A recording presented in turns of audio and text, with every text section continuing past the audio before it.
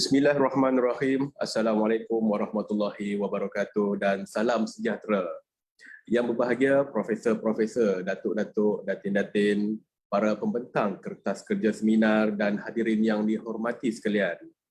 Alhamdulillah, program Seminar Kebangsaan, Alam dan Tamadun Melayu memperkasa warisan, sejarah, adat dan jati diri tamadun bangsa berlangsung semula pada hari ini 10 November 2021 dengan menampilkan 6 lagi ahli panel yang akan membentangkan kertas kerja pada sesi pagi dan sebelah petang. Program seminar diteruskan dengan menjemput yang berusaha Dr. Junaini Kasdan sebagai moderator. Dengan ini saya mengundurkan diri buat seketika dan menyerahkan sesi kepada beliau bagi meneruskan program bersama pembentang seterusnya. Dipersilakan Dr. Junaini. Terima kasih. Saudara pengerusi majlis. Bismillahirrahmanirrahim. Alhamdulillahirrabbilalamin. Assalatu wassalam ala Rasulillah sallallahu alaihi wasallam wa ala alihi wa sahbihi ajma'in. Rabbi shrah li sadri wa yassir li amri wahlul 'uqdatam min lisani yafqahu qawli. Rabbi zidni ilma warzuqni fahma. Assalamualaikum warahmatullahi wabarakatuh dan selamat sejahtera kepada para hadirin yang saya hormati sekalian. Yang berbahagia, Datuk Seri, Datuk-Datuk, Datin-Datin, Profesor-Profesor, para pembentang, para pensyarah, rakan-rakan hadirin yang saya hormati sekalian. Seperti yang kita maklum, hari ini adalah hari kedua persidangan Alam dan Tamadun Melayu, Seminar Alam dan Tamadun Melayu. yang telah dikendalikan sejak semalam. Dan cuaca hari ini kelihatannya seperti mendung dan hujan dari pagi kan. Jadi marilah kita sama-sama hari ini hangatkan suasana pagi dan dengan mengimarahkan ilmu dan cari mencapai mendapat mendapat manfaat dari ilmu perkongsian ilmu pada hari ini. Jadi hari ini marilah kita sama-sama dulu membacakan umul kitab sama-sama untuk semoga perjalanan majlis kita ini berjalan dengan baik. Dan kepada yang bukan beragama Islam, bolehlah berdoa mengikut agama dan kepercayaan masing-masing. Mari kita berdoa, silakan. Ya.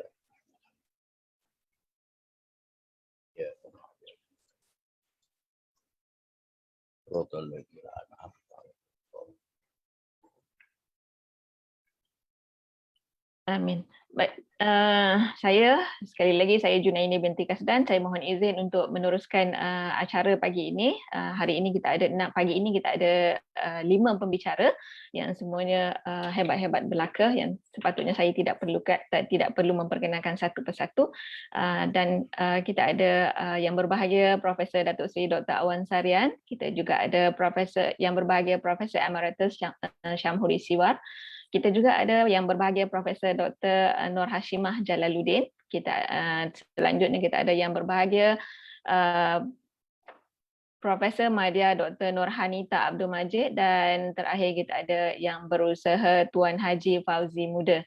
Jadi saya tidak ingin berhasrat untuk melengahkan perjalanan majlis ini kerana yang lebih utama adalah penyampaian ilmu. Saya takut nanti tak sempat kita peroleh banyak. Jadi setiap sesi pembentang diperuntukkan waktu 40 minit. Jadi semoga dalam 40 minit itu akan kita dapat peroleh sesuai dengan penyelidikan yang dilakukan.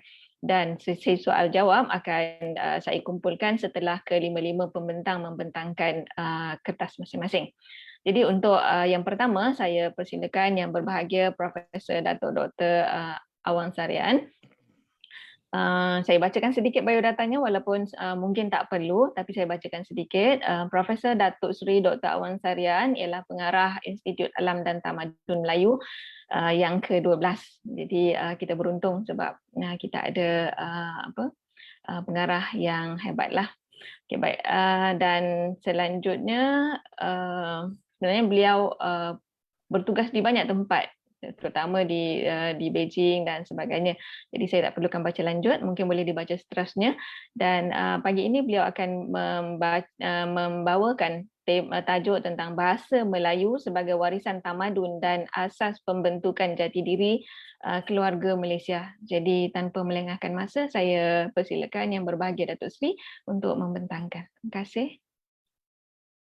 Terima kasih Datuk Janani. Bismillahirrahmanirrahim. Assalamualaikum warahmatullahi wabarakatuh. Alhamdulillahirrahmanirrahim. Wa binasta'in.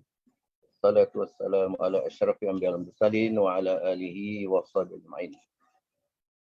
Salam hormat kepada semua pemakalah dan para peserta seminar kebangsaan Alam dan Tamadun Melayu yang berlangsung selama 2 hari. InsyaAllah saya pun tanpa menjangkau kalam, insyaAllah akan terus menyampaikan slide yang telah saya sediakan dalam tempoh yang diberikan. Jadi berdasarkan waktu yang saya set ni sekitar 9.52 bila insyaAllah saya akan berhenti. Saya berkongsi slide insyaAllah.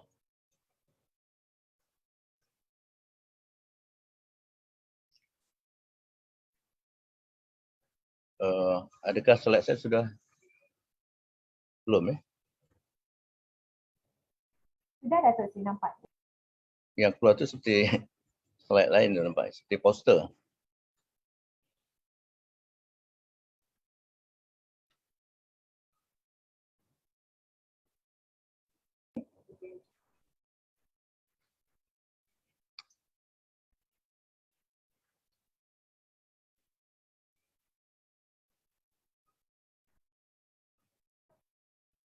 Oh, tadi Slide saya sudah keluar belum? okey Datuk Seri boleh cuba lagi. Sudah ya? Okey. Nah, tadi, ya, okey, baik. Terima kasih.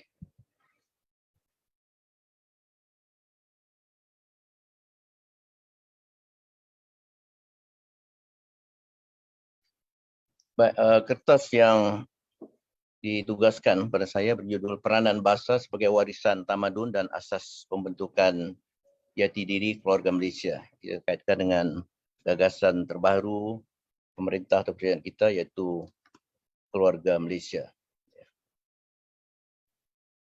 Saya memulakan perbincangan dengan mengaitkan jati diri manusia sebelum kita bercakap tentang bangsa, kerana semua kita ini walaupun berbeza bangsanya, seperti yang ditakdirkan Allah dalam surah Al-Hujurat ayat 13, iaitu Allah menjadikan manusia pada lelaki dan wanita dan menjadi pelbagai bangsa dan puak.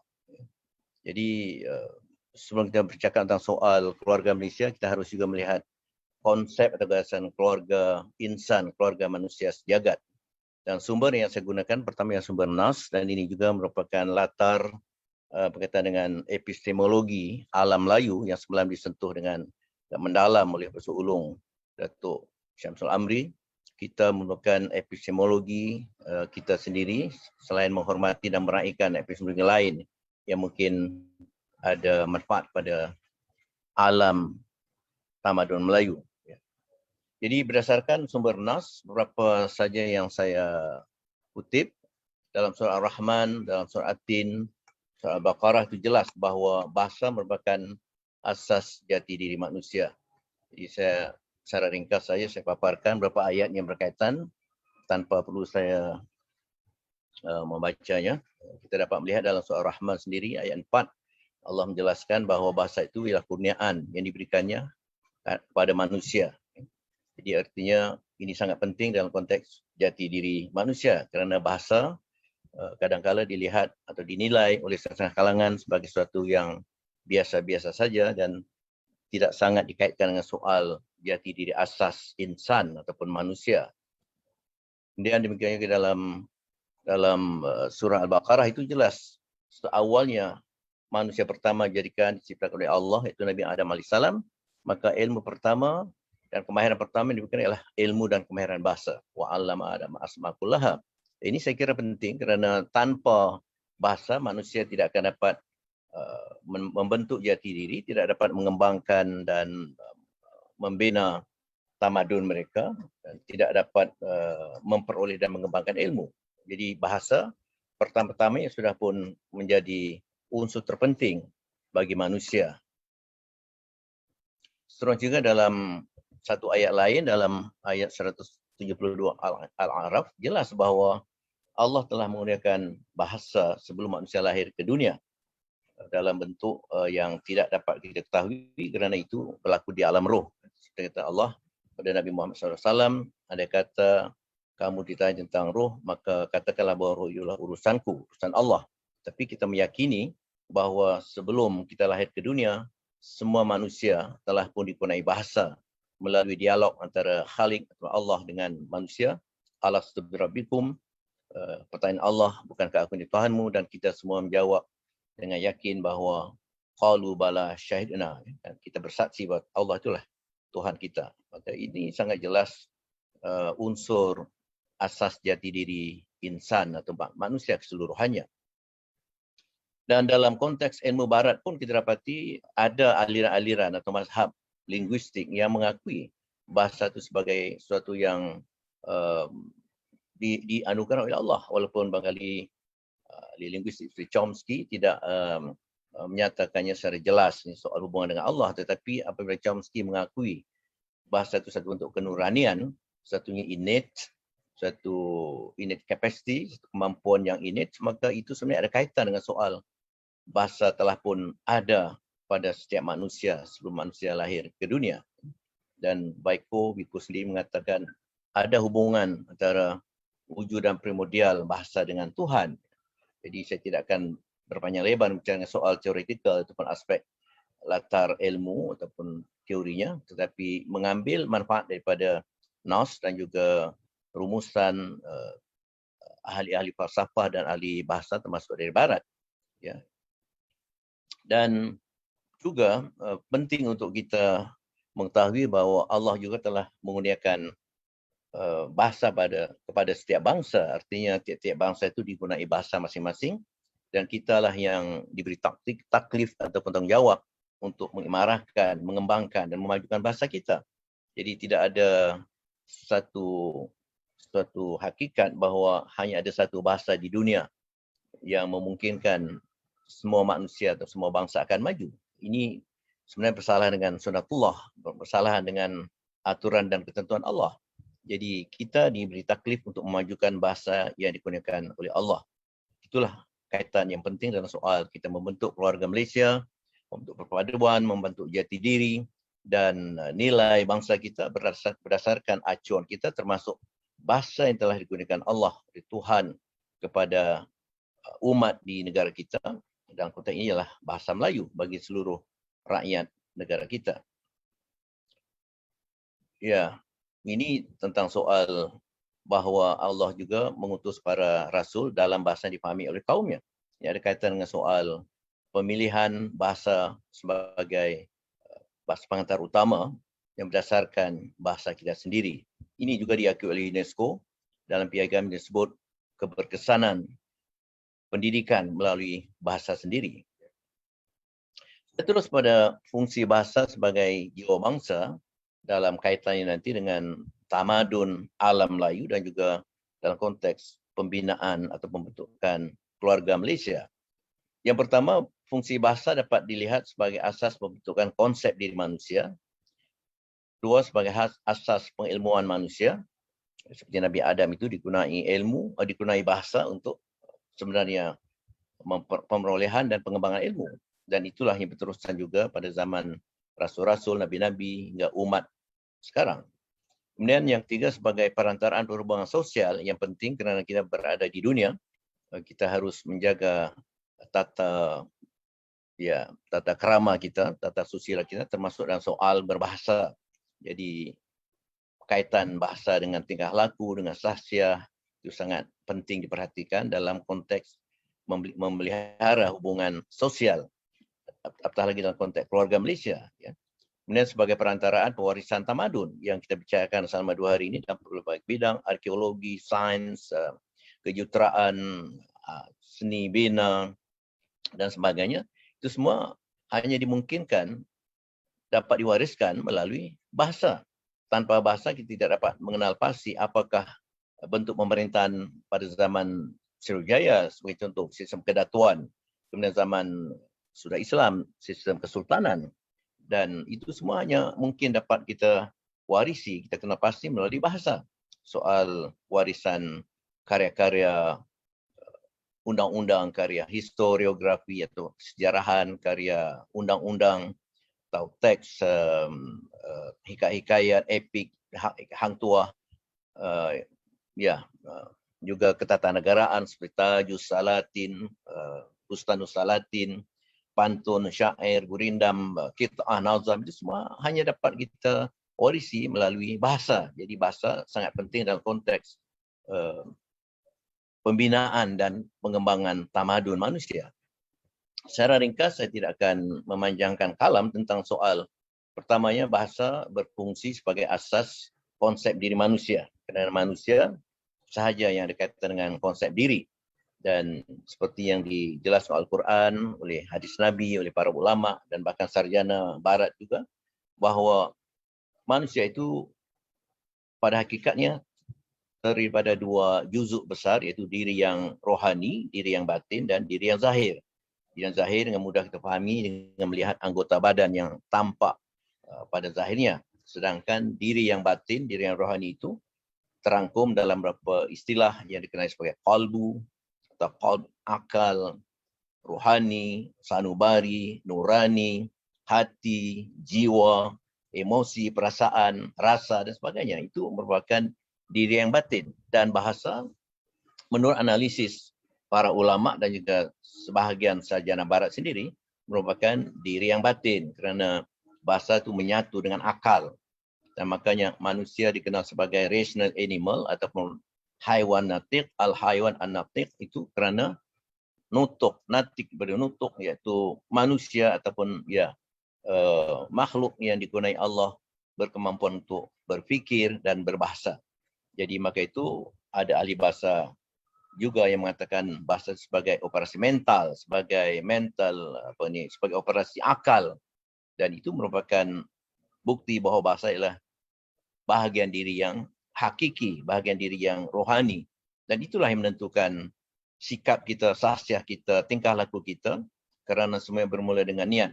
Dalam hadis pun innamal a'malu binniyat. Jadi niat itulah sebenarnya bahasa dalaman yang menentukan apakah tindak tanduk kita dalam perlakuan kita, dalam ucapan kita, itu sudah ditentukan oleh diri yang batin. Nah, ini saya kira tidak payah saya panjang lebarkan.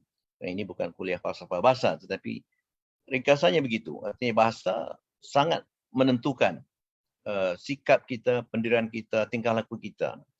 Bahkan ahli bahasa, ahli antropologi, ahli linguistik pada tahun 30-an itu Sapir dan Wolf itu pun mengaitkan hubungan sangat rapat antara bahasa dengan pemikiran, bahasa dengan kebudayaan. Jadi saya ringkaskan saja. Kemudian yang kedua, bahasa sebagai asas pengilmuan manusia di tahap individu dan pada tahap masyarakat. Kita sudah melihat ataupun mengetahui bahawa Adam pertama-tamanya dikunai ilmu dan kemahiran berbahasa. Tujuan tidak lain ialah untuk ilmu. Adam memperoleh ilmu melalui bahasa dan kemudian mengembangkan ilmu itu juga melalui bahasa. Dan itulah yang saya katakan diteruskan oleh para rasul, para nabi dan seluruh umat manusia yang bukan nabi, bukan rasul. Kita sendiri juga memperoleh ilmu melalui bahasa. Maka itu Imam Al-Ghazali dalam Ihya Ulumuddin menegaskan pentingnya penguasaan bahasa untuk pertama pemeranan ilmu. Itu dikatakan ilmu permulaan yang tanpanya sukar ataupun tidak mungkin seorang itu dapat memperoleh ilmu. Maka itu rasionalnya atau falsafahnya bahasa itu menjadi mata pelajaran wajib dalam konteks kita bahasa Melayu dan juga barangkali bahasa-bahasa lain yang ada sumbangannya kepada pembinaan tamadun. Itu juga diberi fokus. Dan selain untuk pemerolehan juga untuk pengembangan. Tanpa penguasaan bahasa, tidak mungkin seorang da'i, pendakwah, seorang guru, seorang pensyarah, profesor, penceramah atau sebagainya dapat menyampaikan ilmu atau maklumat kepada khalayak. Maka itu sangat penting bahasa itu sebagai alat pembinaan tamadun dalam konteks menjadi asas bagi pemerolehan dan juga pengembangan ilmu. Ini juga tidak payah saya panjang lebarkan. Yang ketiga tadi saya katakan sebagai asas ataupun interaksi ataupun untuk hubungan sosial. Nah, itu juga sangat penting kerana kita berada di dunia. Walaupun di syurga itu tidak ada ayat lain melainkan ayat yang berkaitan dengan salam, selamat, selamat dan selamat. Tetapi dunia kita banyak juga melakukan sesuatu yang tidak membawa keselamatan dan bahasa kita pun tidak membayangkan sebahagiannya bahasa bahasa yang berkaitan dengan ucapan selamat ataupun sejahtera.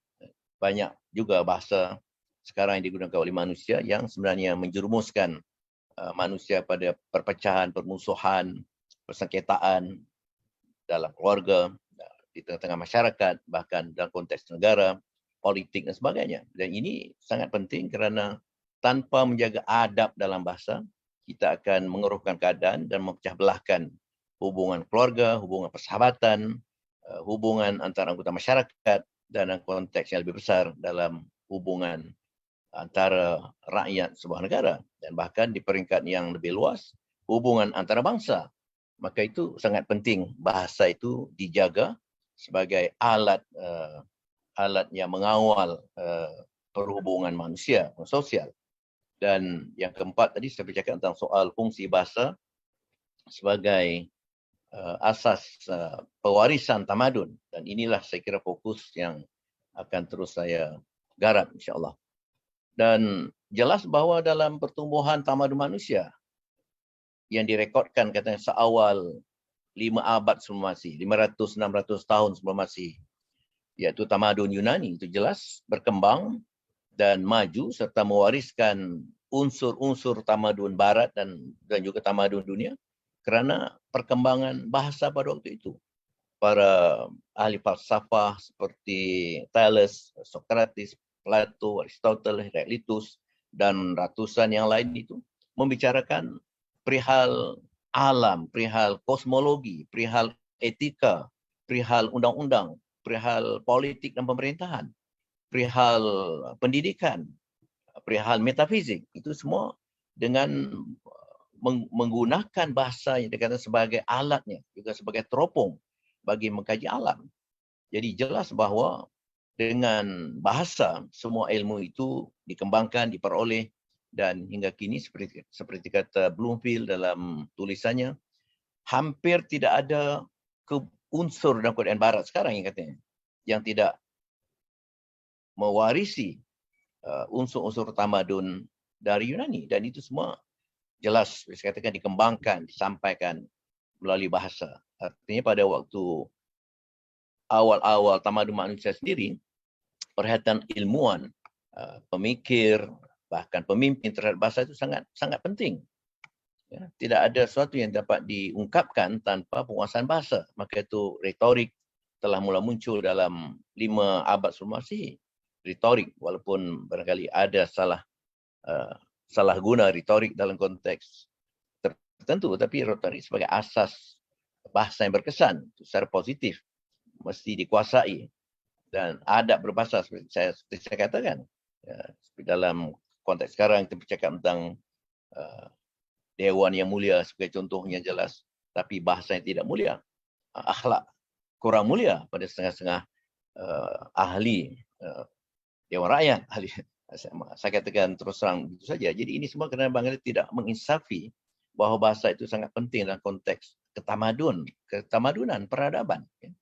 Dan terus pada soal tamadun Melayu, saya panjang kalau kita bicarakan soal Islam sendiri, memang berdasarkan bahasa, kerana wahyu Allah, kalamullah itu disampaikan oleh malaikat Jibril kepada Muhammad SAW itu melalui bahasa.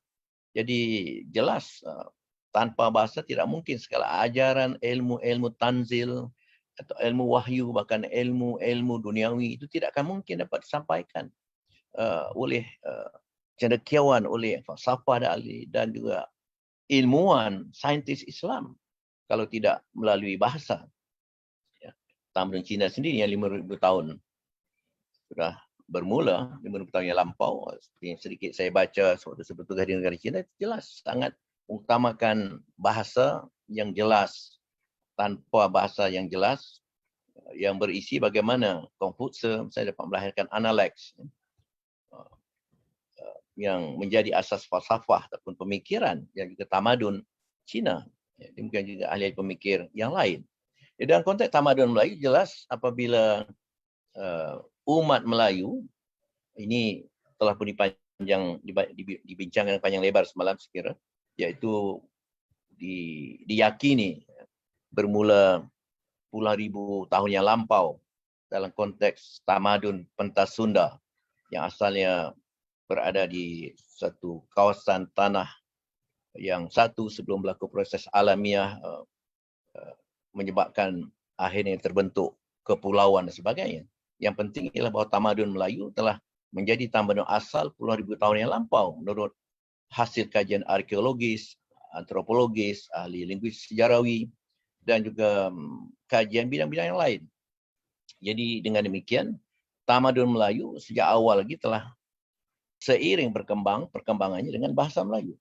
Meskipun dalam zaman purba tidak dapat kita kesan bukti sejarah kerana tidak ada tulisan yang diwariskan, tetapi kita mengetahui sekurang-kurangnya pada zaman gelombang kedua tamadun Melayu, iaitu dengan kerajaan Melayu tua, Hunan, Champa, Langkasuka, dan yang paling gemilang ialah Sriwijaya pada abad ke-7, itu telah jelas adanya tamadun yang besar.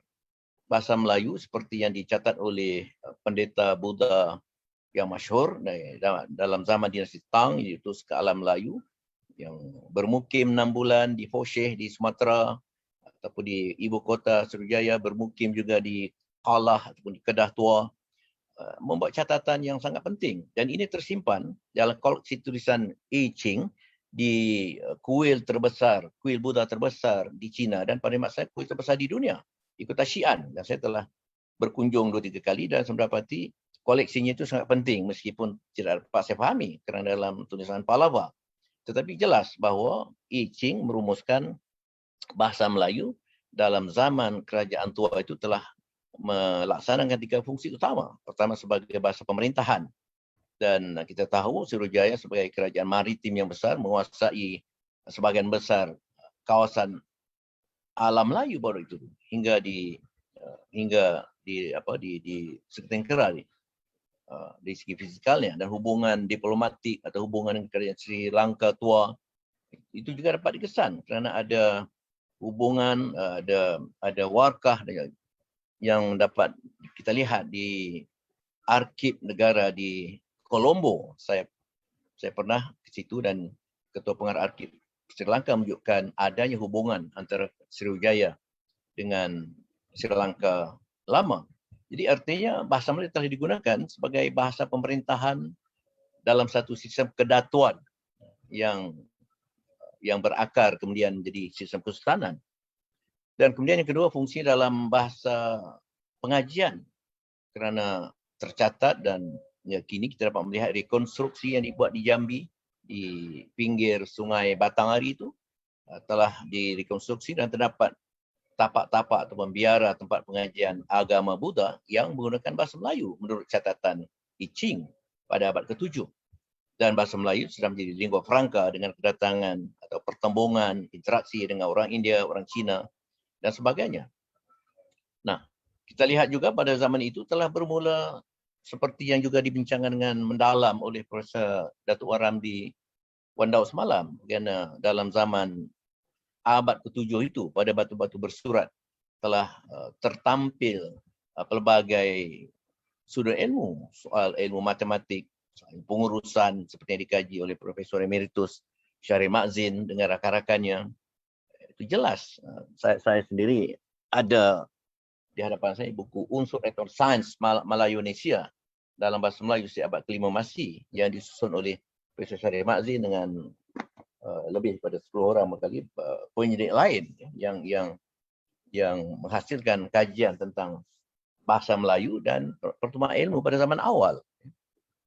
Atau lagi pada zaman Islam, sudah Islam datang sekitar abad 8, 9, tetapi yang tersohor teorinya pada abad 13 kerana sebelum itu barangkali Islam datang diperkenalkan tetapi belum diinstitusikan.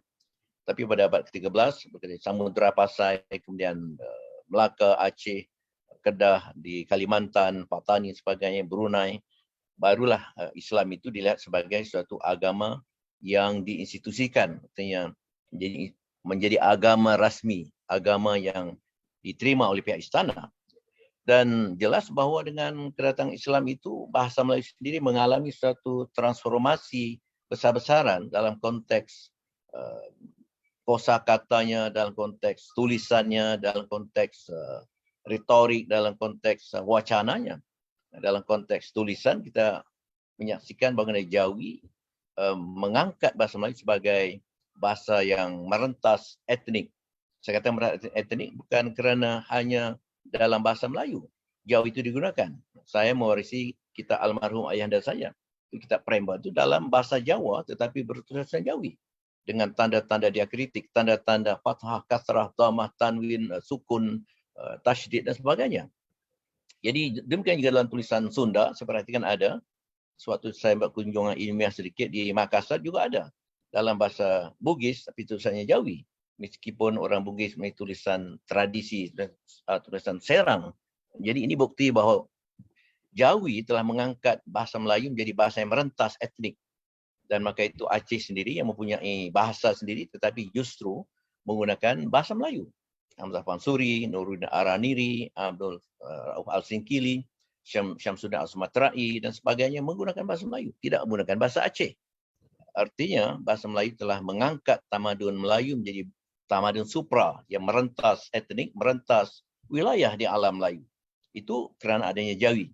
Dan buktinya hingga kini apabila kita menadah kitab karya Syekh Muhammad Arsyad Al-Banjari dari Kalimantan, Syekh Fatani dan rakan-rakannya dari Fatani, kitab oleh Abdul Samad Al-Falimbani dari Palembang yang kemudian menjadi pejuang besar di Kedah, dan kitab-kitab Al-Singkili, Samsuri dan Raniri itu semua menunjukkan bahasa yang cukup persis sama. Tidak ada perbezaan yang nyata. Sistem tulisan Jawinya, aspek maknanya dan juga tata bahasanya. Jadi sehingga orang di alam Melayu dapat menikmati dan memanfaatkan karya-karya besar kerana adanya satu bentuk bahasa yang telah baku pada waktu itu. Tulisannya sama, sistem tata bahasa sama, retoriknya, balaghahnya sama. Jadi ini satu sumbangan besar bahasa yang telah diislamkan. Dan jelaslah bahawa surat Islam itu baru kita menyaksikan tumbuhnya satu bahasa yang kita warisi hingga kini.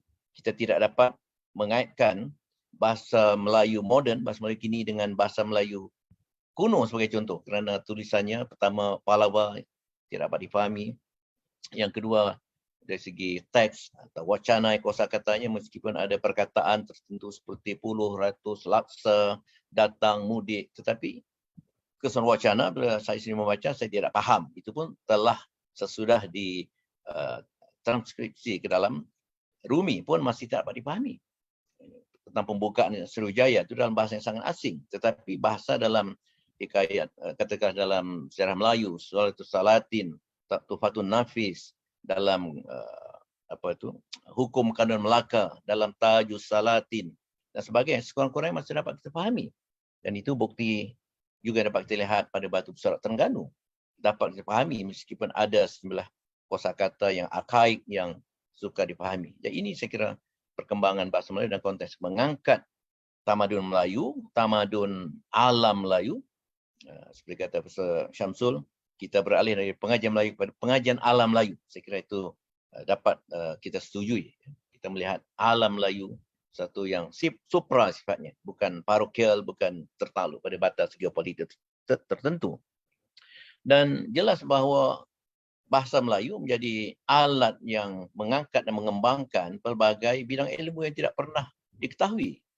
Benar, telah ada beberapa ilmu seperti yang disyarahkan oleh Profesor Datuk Wan Ramli Wan Daud semalam. Tetapi secara nyata, ilmu yang berkaitan dengan historiografi, sejarahan, ditampilkan dalam hikayat Aceh, hikayat Raja Pasai, Sulalatus Salatin, hikayat Merom Mahwangsa, Tufatun Nafis dan sebagainya.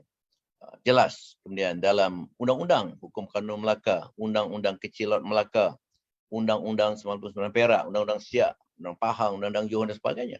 Itu jelas tertampil dalam bahasa Melayu. Bidang persenjataan sehingga kitab Bedil tahun 2016 diiktiraf oleh UNESCO sebagai salah satu warisan dunia sesudah kita menerima pencerapan Suratus Salatin, kemudian Hang Tuah, surat-surat Sultan Kedah, Cita Panji. Jadi artinya ini membuktikan pengakuan dan pencerapan UNESCO itu sebagai bukti kecemerlangan dan kebitaraan bahasa Melayu sebagai unsur yang mengangkat tamadun Melayu. Dalam bidang-bidang lain juga diplomasi, warkah-warkah dan perjanjian dalam tulisan Jawi antara kerajaan Melayu dengan Portugal, Spanyol, Belanda, Inggris itu dalam bahasa Melayu. Bahkan dalam peringkat awal penjajahan Inggris di tanah Melayu, masih lagi bahasa Melayu digunakan dalam tulisan Jawi.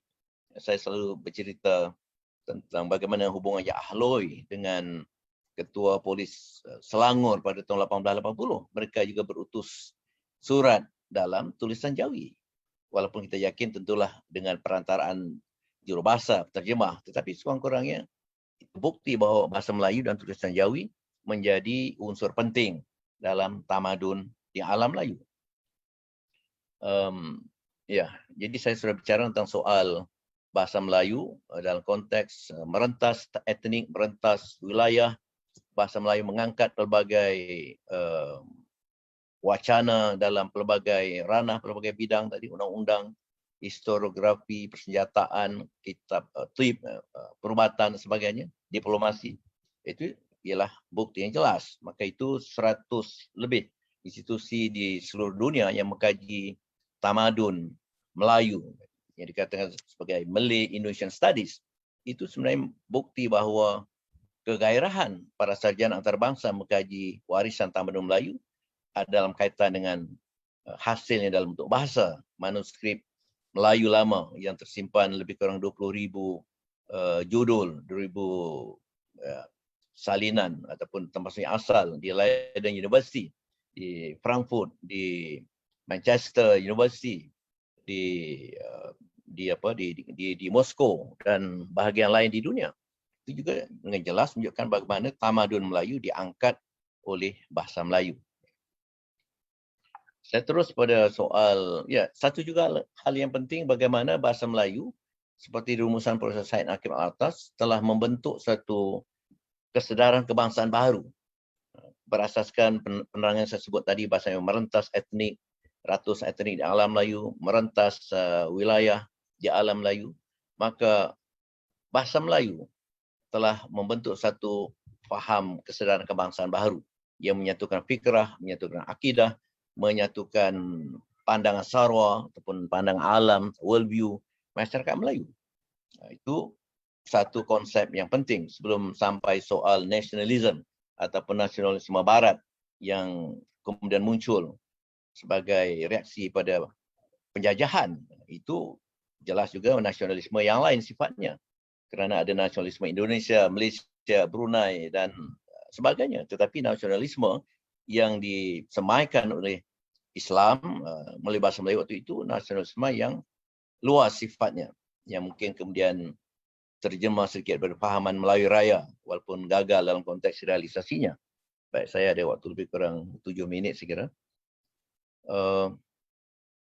Jadi dalam konteks moden kita melihat bagaimana bahasa Melayu menjadi bahasa kebangsaan bagi negara Malaysia, Indonesia, Brunei Darussalam, Singapura sendiri walaupun bahasa rasmi ada 4 dan Inggeris menjadi bahasa rasmi utama, tetapi Singapura sendiri menurut yang saya saksikan dalam Dewan Parlimen mereka, sebahagiannya ahli parlimen mereka juga berbahasa dalam bahasa Melayu, termasuk Perdana Menterinya. Itu saya saksikan sendiri di televisi Singapura sewaktu saya berada di sana.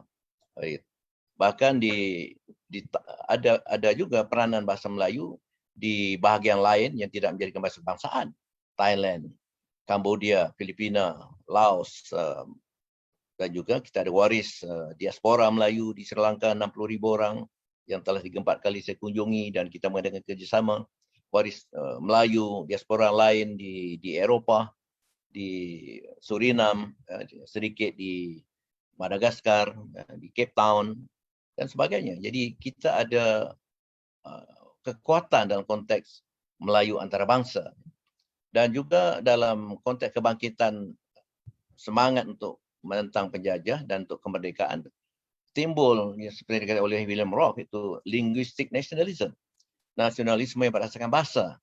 Jadi perjuangan kemerdekaan turut disertai dengan perjuangan untuk membebaskan negara kita dalam konteks bahasa. Ini hal-hal yang penting yang mesti disedari oleh pimpinan sekarang dan rakyat sekarang. Bahawa kita merdeka bukan hanya soal politik, soal ekonomi, soal pendidikan, soal bahasa, soal fikrah, pemikiran. Jadi kemerdekaan secara holistik. Dan itulah yang saya pancarkan dalam satu rajah bagaimana pada peringkat permulaan kemerdekaan kita merancang negara dalam konteks pembinaan negara atau nation building secara bersepadu, secara holistik. Kini kita lihat perancangan penggunaan negara sudah agak tidak holistik kerana perhatian lebih barangkali pada ekonomi. Penting ekonomi tetapi kadang-kadang kita sedikit mengalahkan soal bahasa, soal pendidikan, soal kebudayaan. Sehingga kan saya sendiri mengkritik bagaimana sudah 50 tahun dasar Pendidikan Kebangsaan dizahirkan pada tahun 1971 pada Kongres Pendidikan Kebangsaan. Sudah 50 tahun baru kita bercakap tentang DAKEN, dasar kebudayaan negara yang juga saya kira ada lompang-lompang yang perlu dibetulkan, dibaiki kerana barangkali tidak dirujukkan secara meluas pada seluruh pemegang kepentingan dasar kebangsaan. Jadi artinya dalam 50 tahun kita gagal melaksanakan dasar kebangsaan kerana barangkali ada dasar tapi tidak dilaksanakan oleh eksekutif. Itu diakui dalam preamble DAKEN yang saya baca. Dasar katanya tapi tidak pernah diangkat pada Jemaah Menteri. Ini juga satu yang saya kira cukup memilukan dan cukup mengherankan bagaimana dasar yang penting tidak pernah diangkat ke Jemaah Menteri. Saya kira fakta itu tidak benar tetapi sebagai satu hujah untuk mengatakan ya tidak dilaksanakan daken ataupun dasar kebangsaan selama ini kerana tidak pernah diangkat. Bagaimana dasar yang penting? Satu kongres melibatkan cendekiawan besar, Syed Naqi Al-Atas, Ko Kek Kim, Zainal Abidin Wahid, Syed Ahmad Jamal dan Taib Osman sebagainya. Mustahil. Gagasan-gagasan besar itu tidak pernah. Mohon maaf Datuk Sri, mungkin boleh disimpulkan. Kita sudah kesuntukan masa.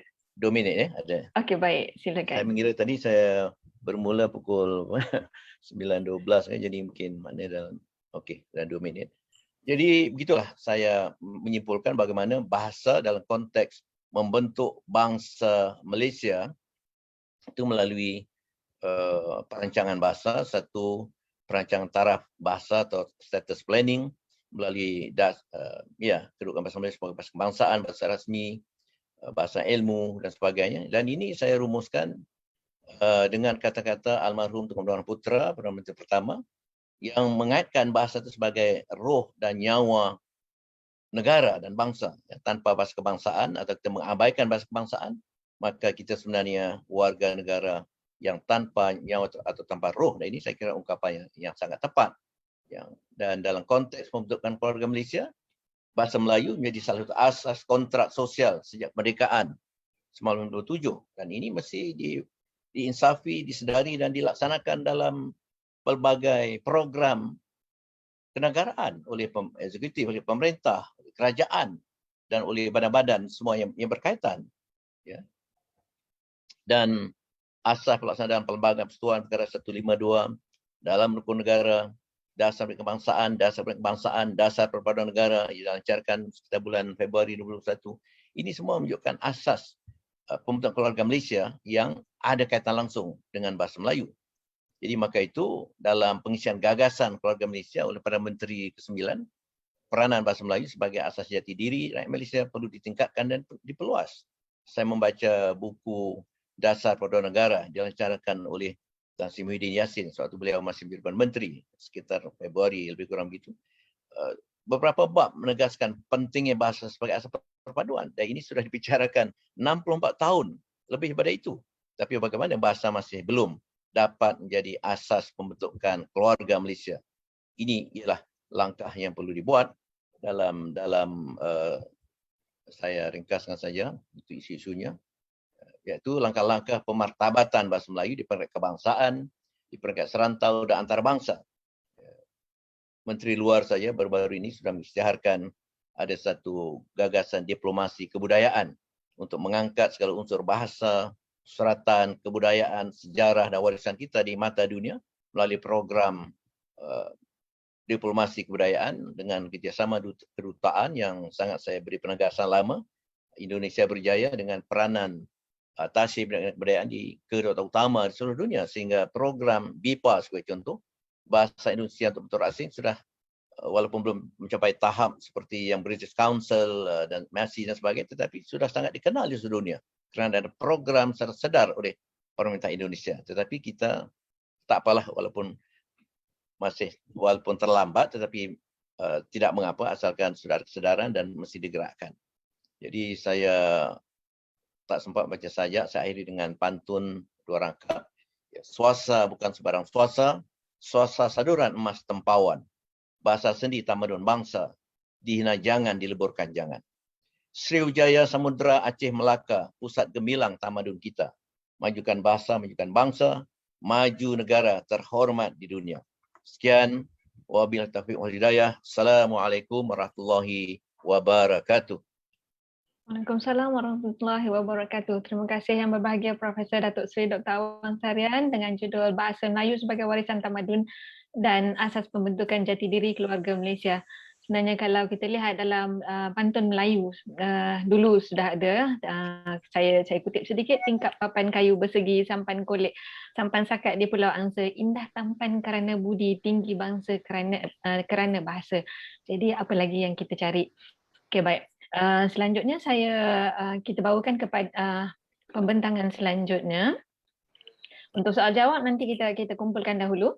Jadi pembentangan selanjutnya saya persilakan yang berbahagia Profesor Emeritus Syamhuri Siwa. Judulnya tentang Ekonomi Melayu Bumiputera, Cabaran ke Arah Keperluan Jati Diri dan Berdikari. Jadi saya bacakan sedikit biodata Profesor. Profesor Emeritus Syamhuri Siwa merupakan Profesor Emeritus dan mantan fellow utama di Institut Alam Sekitar dan Pembangunan Atau Lestari UKM. Beliau memegang ijazah sarjana muda ekonomi dari Universiti Kebangsaan Malaysia, sarjana ekonomi dari University of Leeds, United Kingdom dan sarjana sains dari Iowa State University. Bidang kepakaran beliau adalah kajian kemiskinan, ekonomi alam sekitar, ekonomi pertanian dan pembangunan mampan. Jadi tanpa melengahkan waktu, saya persilakan yang berbahagia Profesor Emeritus Syamhuri Siwa untuk membentangkan, dan waktu yang diberikan adalah 40 minit sahaja. Sekian, terima kasih. Saya persilakan Profesor Dato'. Profesor. Mana slide saya tadi? Ya.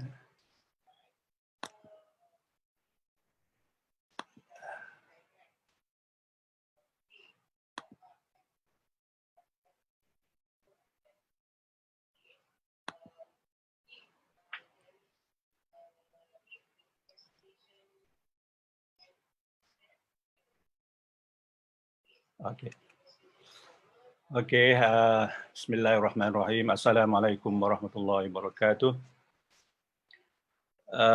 Saudara-saudari peserta seminar Kebangsaan Alam dan Tamadun Melayu. Mula-mula saya ucapkan terima kasih dan penghargaan kerana menjemput saya untuk membentangkan kertas di seminar kebangsaan ini. Saya pun tak pasti apa yang hendak saya tuliskan, tetapi daripada pengalaman dan kepakaran saya melihat kepada isu-isu sosioekonomi masyarakat Melayu, maka saya ketengahkan judul Ekonomi Melayu Bumiputera, Cabaran ke Arah Memperkasa Jati Diri Ekonomi.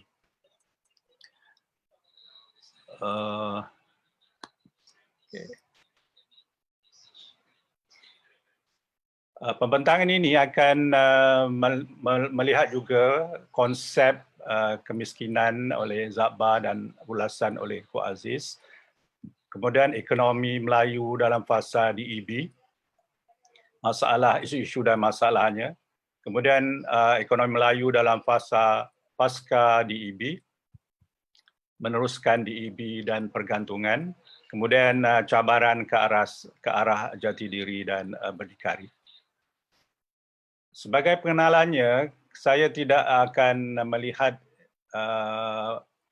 aspek sejarah dan tamadun Melayu dari segi ekonominya, tetapi memadai saya nyatakan bahawa masyarakat ekonomi Melayu sejak awal lagi merupakan masyarakat tradisional dengan tumpuan kepada sektor pertanian seperti bercucuk tanam, menangkap ikan dan aktiviti perdagangan secara kecil-kecilan. Tetapi masalah utama yang dihadapi oleh masyarakat Melayu dari segi ekonomi ialah kemiskinan.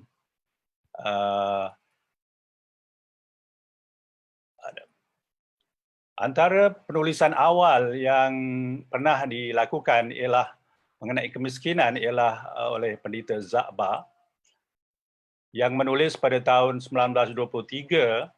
Mengikut Zabba, orang kita Melayu pada hitungan dan jumlahnya adalah suatu kaum yang tersangat miskin.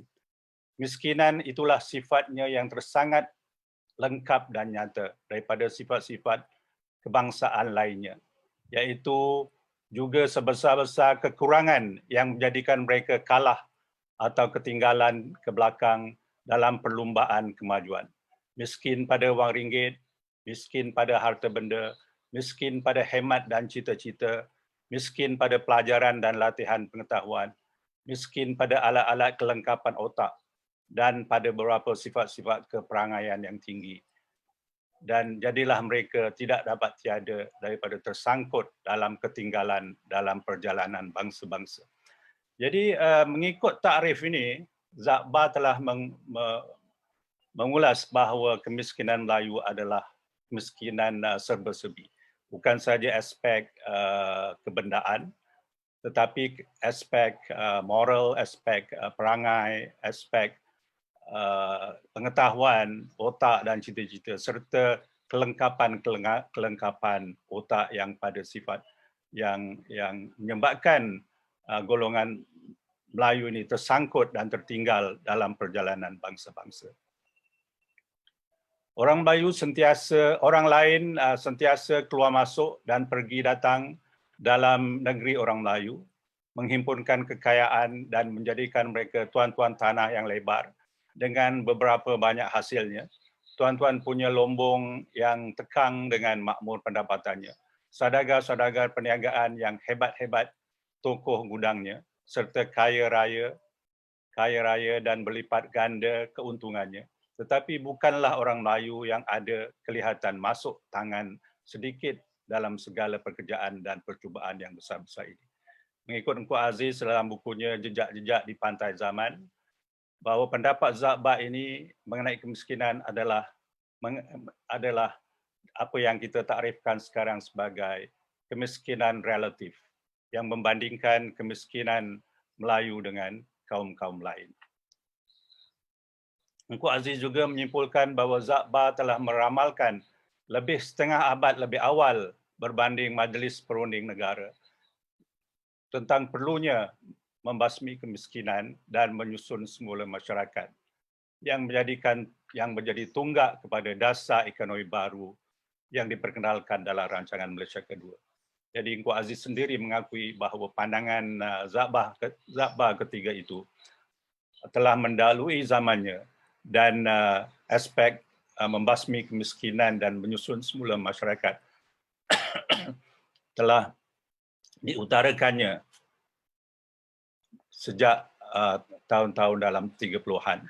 Engku Aziz juga menyimpulkan mengenai punca kemiskinan yang disifatkan oleh Zakba sebagai kemiskinan kebendaan, kemiskinan moral atau rohani.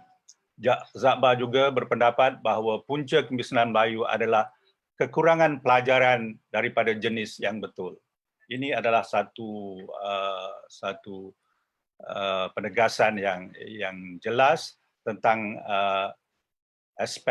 pentingnya aspek pelajaran pendidikan yang rata-rata pada masa itu dilihatnya sebagai sangat lemah dalam pengetahuan dan kebudayaan. Ini adalah akibat daripada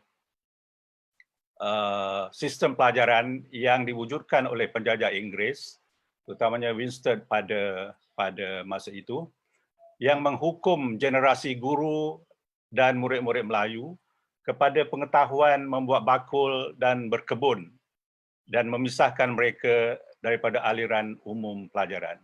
Ini bertujuan untuk mengeluarkan budak-budak yang memikirkan harus menjadi kerani, piun, tambi, orang suruhan dan seumpamanya yang tiada berkendakkan kepada penggunaan otak.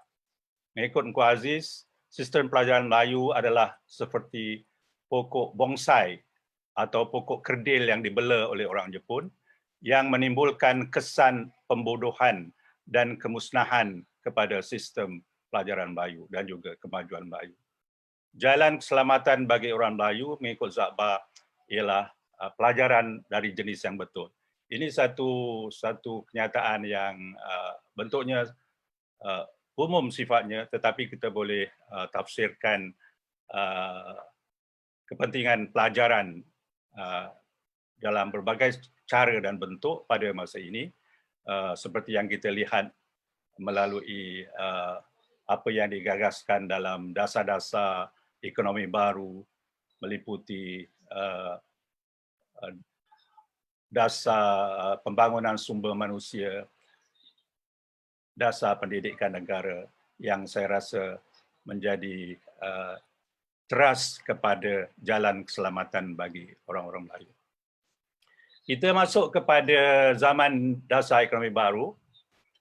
Ia diperkenalkan dalam rancangan Malaysia kedua selepas berlakunya pergaduhan kaum pada 13 Mei 1969 yang menekankan, yang menunjukkan peristiwa itu banyak berkait kepada kemiskinan dan kemunduran kaum Melayu berbanding dengan kaum-kaum bukan Bumiputera yang lain, yang menyebabkan keangkuhan di kalangan setengah mereka yang mencabar kedudukan sosioekonomi orang Melayu pada ketika itu, yang membawa kemarahan dan juga mencetuskan pergaduhan. Jadi pada tahun 70-an juga, isu kemiskinan merupakan satu masalah yang serius, terutama di kalangan kaum Melayu Bumiputera. Rajah ini menunjukkan kadar kemiskinan tahun 70 hingga tahun 2009. Kita lihat bahawa pada umumnya kadar kemiskinan telah menurun dari kira-kira 60% pada tahun 70 kepada 0.4% pada tahun 2014, tetapi selepas itu meningkat sedikit pada tahun 2019 akibat daripada kemerosotan ekonomi dan juga bencana wabak COVID-19 yang melanda negara dan dunia. Rajah ini juga menunjukkan bahawa kemiskinan boleh ditunjukkan dalam dari segi sektor, iaitu sektor bandar dan luar bandar. Kita lihat kedua-duanya menunjukkan trend yang menurun, tetapi kemiskinan luar bandar atau kemiskinan desa berada di atas daripada kemiskinan peringkat nasional. Peringkat nasional ialah 49% pada tahun 70, tetapi kemiskinan luar bandar ialah pada 59%. Sekarang ini kemiskinan luar bandar pun masih menjadi berada pada tahap yang lebih tinggi, dan apabila wabak COVID melanda negara, kita lihat bahawa yang lebih terkesan ialah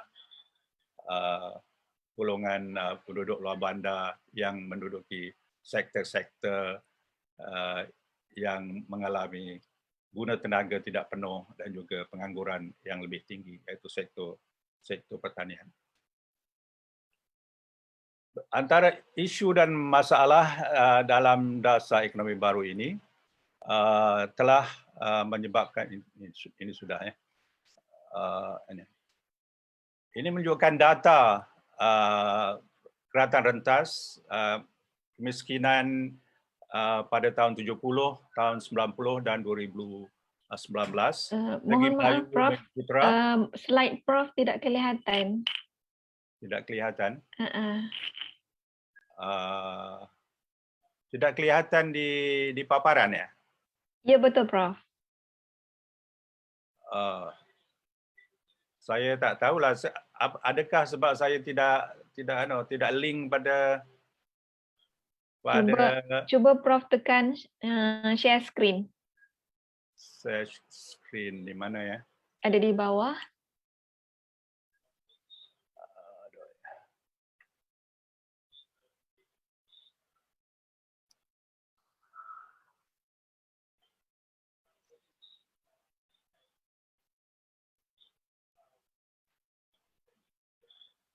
Hari tadi tak bercakap.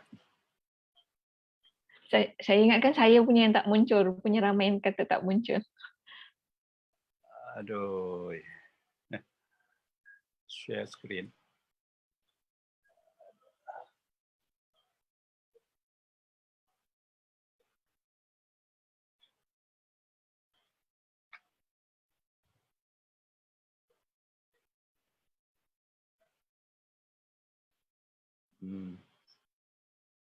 Tak jumpa lah.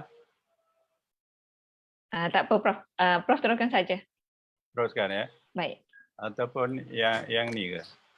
Ini tak. Share screen. Share screen.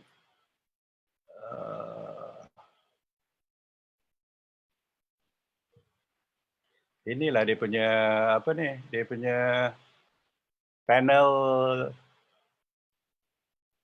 share screen. Okay. Okay. Share. Nampak?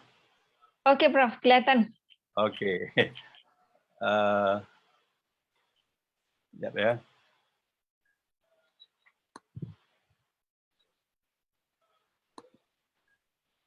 Okey, cantik Prof. Nanti ini ganggu saya punya pula ni. Okay. Mana tadi? Okey, ini ialah keratan rentas mengenai kadar kemiskinan pada tahun 70 dan 90 dan 2009 yang terkini. Pada tiap fasa kita lihat bahawa kadar kemiskinan adalah lebih tinggi bagi masyarakat Melayu Bumi Putra, dan di sebelahnya ialah pendapatan purata keluarga yang juga menunjukkan paras yang lebih rendah.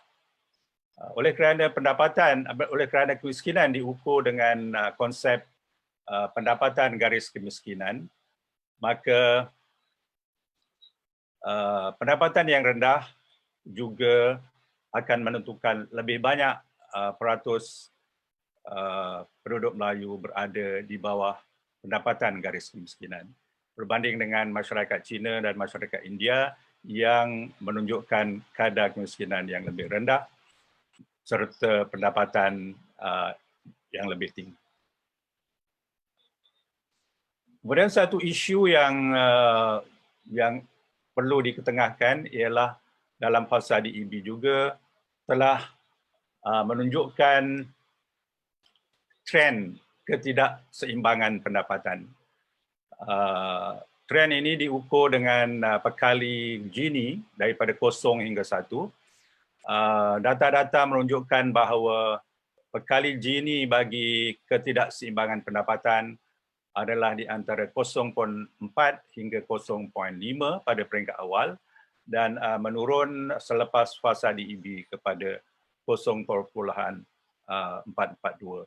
Ini menunjukkan bahawa ketidakseimbangan pendapatan masih berada pada tingkat yang tinggi saya rasa, walaupun kadar ketidakseimbangan yang tinggi diukur pada 0.5, tetapi nilai 0.442 adalah satu tahap hampir tinggi seperti yang digariskan oleh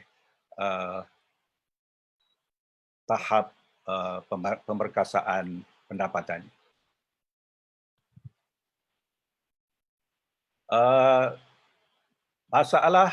Satu masalah tadi ialah pekerjaan. Pekerjaan kalau dilihat dari segi sektor, pekerjaan Melayu Bumi Putra adalah lebih ramai di sektor pertanian berbanding dengan sektor perniagaan dan perdagangan. Manakala berbanding dengan masyarakat Cina yang lebih tinggi peratusnya di sektor perniagaan dan perdagangan. Dari segi pemilikan harta dalam sektor syarikat swasta, syarikat pemilikan Melayu pada tahun 71 adalah pada tahap 1.7% dan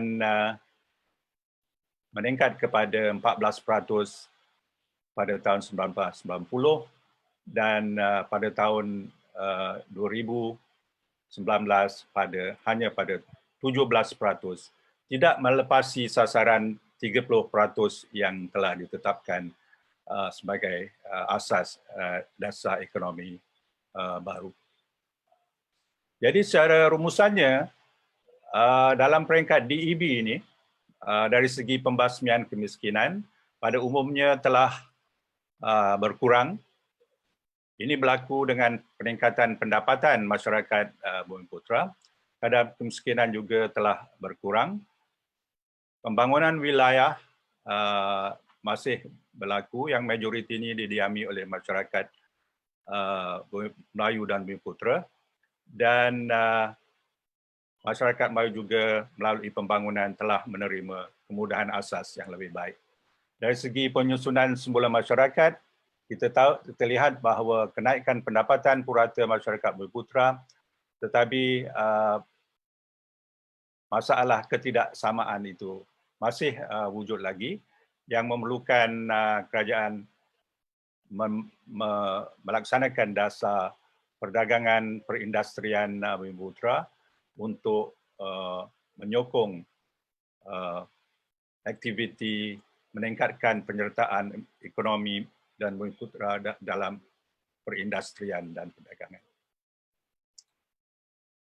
Jadi satu isu yang sering timbul ialah mengenai apa yang kita namakan pergantungan ataupun subsidi mentality. Orang Melayu, ekonomi Melayu dikatakan banyak bergantung kepada sokongan dan bantuan kerajaan, baik dari segi modal, dari segi peralatan, dari segi khidmat nasihat, dari segi kepakaran. Dan pergantungan ini, mentality ini berlaku dalam banyak sektor, pelajaran, pertanian, ekonomi, kesihatan, dan sebagainya. Dan pergantungan ini diteruskan dalam fasa berikutnya apabila tempoh dasar ekonomi baru telah tamat pada tahun 1990, diwujudkan dasar pembangunan nasional tempoh 91 hingga 2000, dan dasar wawasan negara 2001 hingga 2010, dan model ekonomi baru 2011 hingga 2020. Walaupun kita lihat bahawa pemerintahan atau pucuk pimpinan pemerintahan berubah dalam fasa 2000, tapi kita lihat bahawa kesinambungan ataupun penerusan dasar yang banyak berasaskan DEB dan pergantungan kepada subsidi mentality ini terus menerus berlaku. Jadi masyarakat Bumiputera masih lagi menerima berbagai bentuk bantuan dan insentif melalui program-program yang dilaksanakan dalam DEB dan selepasnya. Beberapa perubahan kepada kemajuan ekonomi negara dan masyarakat Bumiputera dilancarkan, tetapi kita lihat bahawa pada asasnya DEB atau corak dan pemikiran DEB itu menjadi teras dan asas kepada dasar-dasar ekonomi berikutnya. Jadi pengakhiran dasar pembangunan negara telah membawa ke pelaksanaan dasar wawasan negara. Dalam pelaksanaan dasar wawasan negara ini, objektif pengagihan telah diteruskan, penyusunan semula masyarakat juga diteruskan, dan pengekalan model ekonomi baru oleh kerajaan juga menuntut supaya masyarakat Bumiputera terus diperkasa ekonomi. Pada masa yang sama, kita lihat bahawa tuntutan kaum-kaum lain juga terus meningkat. Kaum-kaum India, kaum Cina juga menerusi parti-parti politiknya yang diwakilkan oleh MCA, MIC dan juga parti-parti DAP dan sebagainya, terus memperjuangkan kepentingan ekonomi dan juga sosial masing-masing, dan menyebabkan perimbangan yang perlu ditimbangkan oleh pemerintah pada masa terkini. Dan pada masa yang sama, kita perlu menerima hakikat bahawa ekonomi Malaysia adalah bukan satu yang terasing. Ia perlu diikat, perlu melihat kepada apa yang berlaku di peringkat global, dan di mana liberalisasi ekonomi dan perdagangan banyak berlaku di peringkat global yang menuntut bahawa ekonomi Malaysia juga berlandaskan kepada pendekatan liberalisasi perdagangan. Kemudian pada rancangan Malaysia ke-12, baru-baru ini kerajaan telah melancarkan rancangan Malaysia ke-12 yang bersamanya terdapat wawasan kemakmuran bersama yang pada asasnya ialah ia berteraskan semula kepada pertumbuhan dan pengagihan, iaitu memastikan pertumbuhan ekonomi dikongsi secara adil dan saksama oleh kaum-kaum yang ada dan juga mengikut lokasi dan juga wilayah. Jadi keberhasilan Bumiputera perlu diberi keutamaan di dalam wawasan kemakmuran bersama ini, dan ini akan diteruskan melewati rancangan Malaysia ke-12 dan seterusnya. Ke arah jati diri, apa yang hendak saya ketengahkan di sini ialah adakah masyarakat Melayu masih memerlukan kepada bantuan apa yang diistilahkan sebagai tongkat. Kita bermula pada tahun 70-an apabila masyarakat Melayu antara dilanda masalah kemiskinan dan juga pendapatan yang tinggi, dan salah satu dasar pada masa itu, iaitu dasar ekonomi baru, ialah bertunjakkan kepada pembasmian kemiskinan dan menyusun semula masyarakat di mana pengenalan mengikut pekerjaan kaum-kaum mengikut kaum cuba dielakkan. Kita tahu bahawa pada masa itu kaum Melayu adalah banyak terikat dalam sektor pertanian dan kurang dalam sektor perniagaan. Jadi apa yang cuba dibawa diketengahkan oleh kerajaan ialah untuk mengurangkan pengenalan aktiviti ekonomi ini dengan kaum.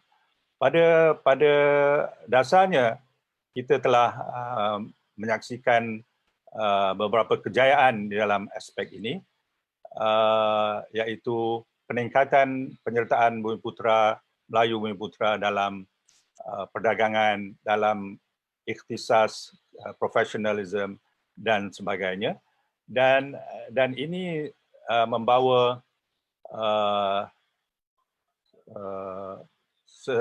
semacam pertanyaan, adakah kita masih lagi memerlukan bantuan dan tongkat seperti yang diwar-warkan.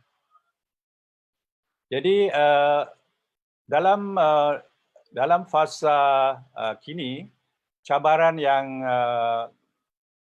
yang penting bagi masyarakat Melayu ialah ketidakseimbangan tadi, jurang pendapatan antar kaum masih wujud, dan nisbah pendapatan Melayu dengan Cina misalnya adalah 1:1.5 sekurang-kurangnya. Dan juga ini melibatkan banyak aspek. Masyarakat Melayu perlu berubah dari segi menghadapi cabaran semasa seperti revolusi industri, cabaran ekonomi digital, memerlukan lonjakan, peranjakan selain daripada perubahan sikap dan minda. Jadi survival atau kemandirian ekonomi Melayu dalam konteks ekonomi global ini perlu dimainkan oleh berbagai golongan. Pertama ialah peringkat individu. Individu Melayu sendiri perlu berusaha untuk melonjakkan ekonominya dari segi pendapatan dan dari segi perkhidmatan dan sebagainya. Swasta Melayu juga perlu terlibat sama, dan juga NGO Melayu, GLC Melayu, dan unit pembangunan ekonomi negeri serta badan-badan berkepentingan seperti Dewan Perniagaan Melayu. Masing-masing mempunyai peranan untuk membawa perubahan yang diperlukan daripada kemunduran kepada kemandirian. Mohon maaf Prof, kita ada 1 minit lagi. Okey, saya pun dah nak habis ni. Baik. Kedua ialah mengurangkan pergantungan atau mentaliti subsidi ke arah ekonomi mandiri. Ketiga ialah memperkasa ekonomi dan institusi wakaf seperti sedekah mengenai Baitul Mal dan sebagainya. Ini institusi Islam mempunyai peranan yang sangat besar, sangat luas, yang belum diteroka secara lebih tuntas di dalam memperkasa ekonomi dan institusi ekonomi Melayu Bumiputera. Memperkasa gerakan koperasi berasaskan pertanian, peruncitan, badan-badan kelompok ekonomi dan sebagainya. Dan yang penting saya rasa ialah dalam keadaan senario sekarang, dalam kita melaksanakan wawasan kemakmuran bersama, kita perlu meletakkan masalah dan masalah kemiskinan dan ketidakseimbangan pendapatan Melayu sebagai teras yang perlu diatasi sebagai asas kepada dasar ekonomi Malaysia pada masa kini dan masa hadapan. Jadi rumusannya, makalah ini telah cuba membincangkan dari segi aspek perubahan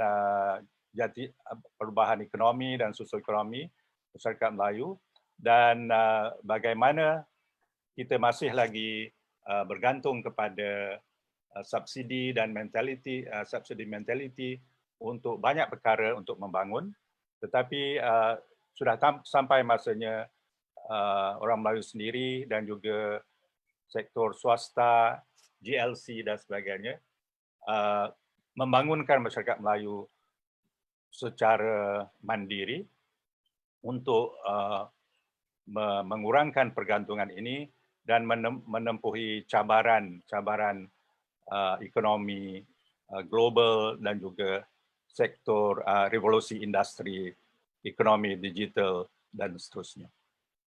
Jadi itu saja persembahan saya. Terima kasih. Assalamualaikum warahmatullahi wabarakatuh. Terima kasih yang berbahagia Profesor Emeritus Dr. Syamrul Siwah yang telah membentangkan tentang ekonomi Melayu Bumiputera, cabaran ke arah keperluan jati diri dan berdikari.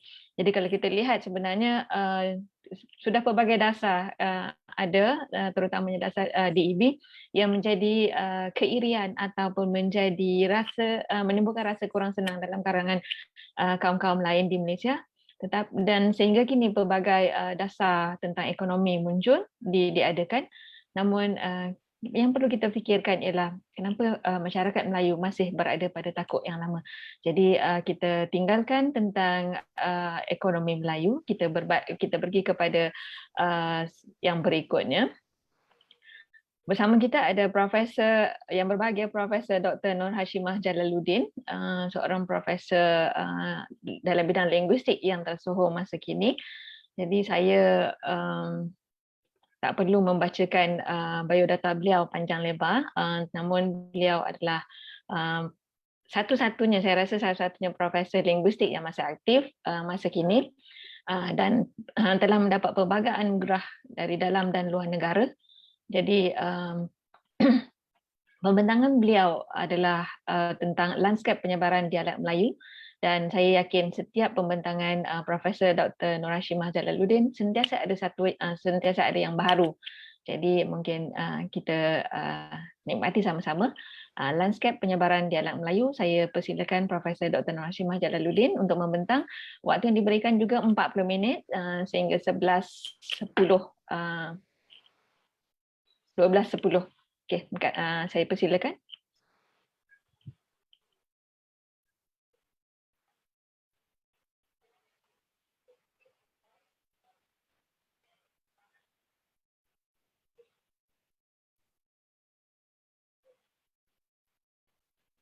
Prof. Nur Hashimah ada bersama kita ke?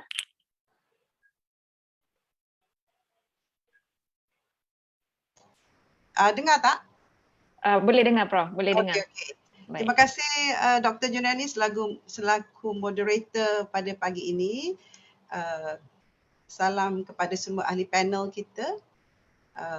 Assalamualaikum warahmatullahi wabarakatuh. Saya akan cuba share screen ya, kongsikan screen.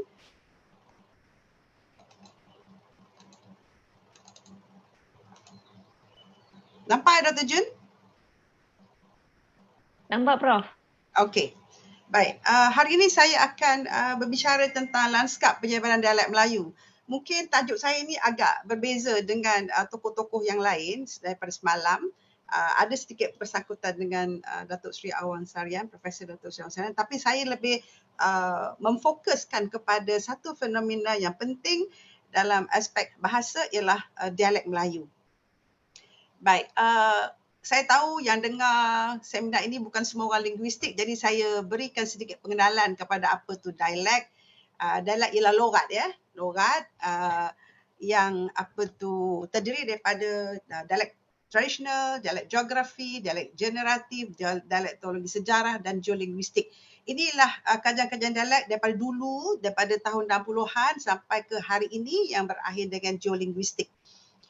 Baik, dialek tradisional, sebenarnya kajian dialek ini bukan kita mulakan. Di Eropah telah mula seawal 1881 apabila Wencker daripada Jerman telah mengambil tugas untuk melihat perbezaan bunyi-bunyi bahasa dan membuat sempadan-sempadan daerah bukan berdasarkan pentadbiran tetapi berdasarkan dialek. Kita panggil sebagai isogloss ya.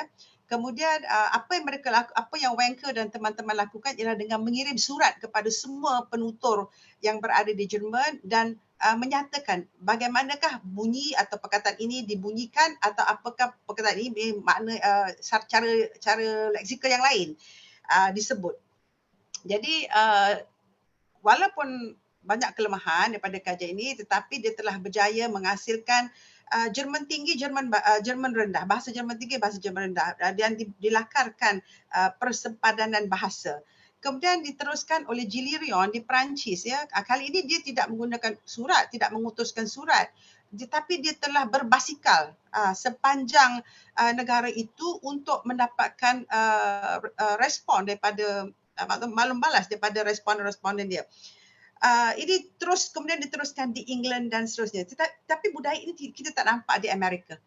Di Amerika budaya ini lebih kepada dialek sosial. Tapi di Eropah kita lebih kepada dialek teknologi.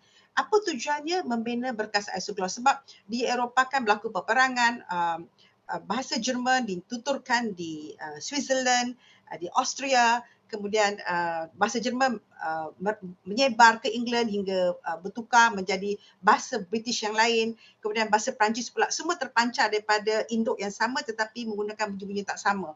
Jadi itu yang mereka nak bina isogloss, mendapatkan data saintifik berdasarkan kajian lapangan. Ya, cara mendapatkan data ini memang secara saintifik. Kemudian kajian dialek ini atau kajian logat, kalau dalam bahasa pasaran kita kata kajian logat lah logat Perak, logat Kedah, logat Kelantan, logat Terengganu, logat Johor dan sebagainya. Di Malaysia, pengkajian yang asal dilakukan oleh almarhum Ismail Hussein. Dia telah menunjukkan phonology diversity, kelainan bunyi yang menjadi asas pembahagian dialek ya.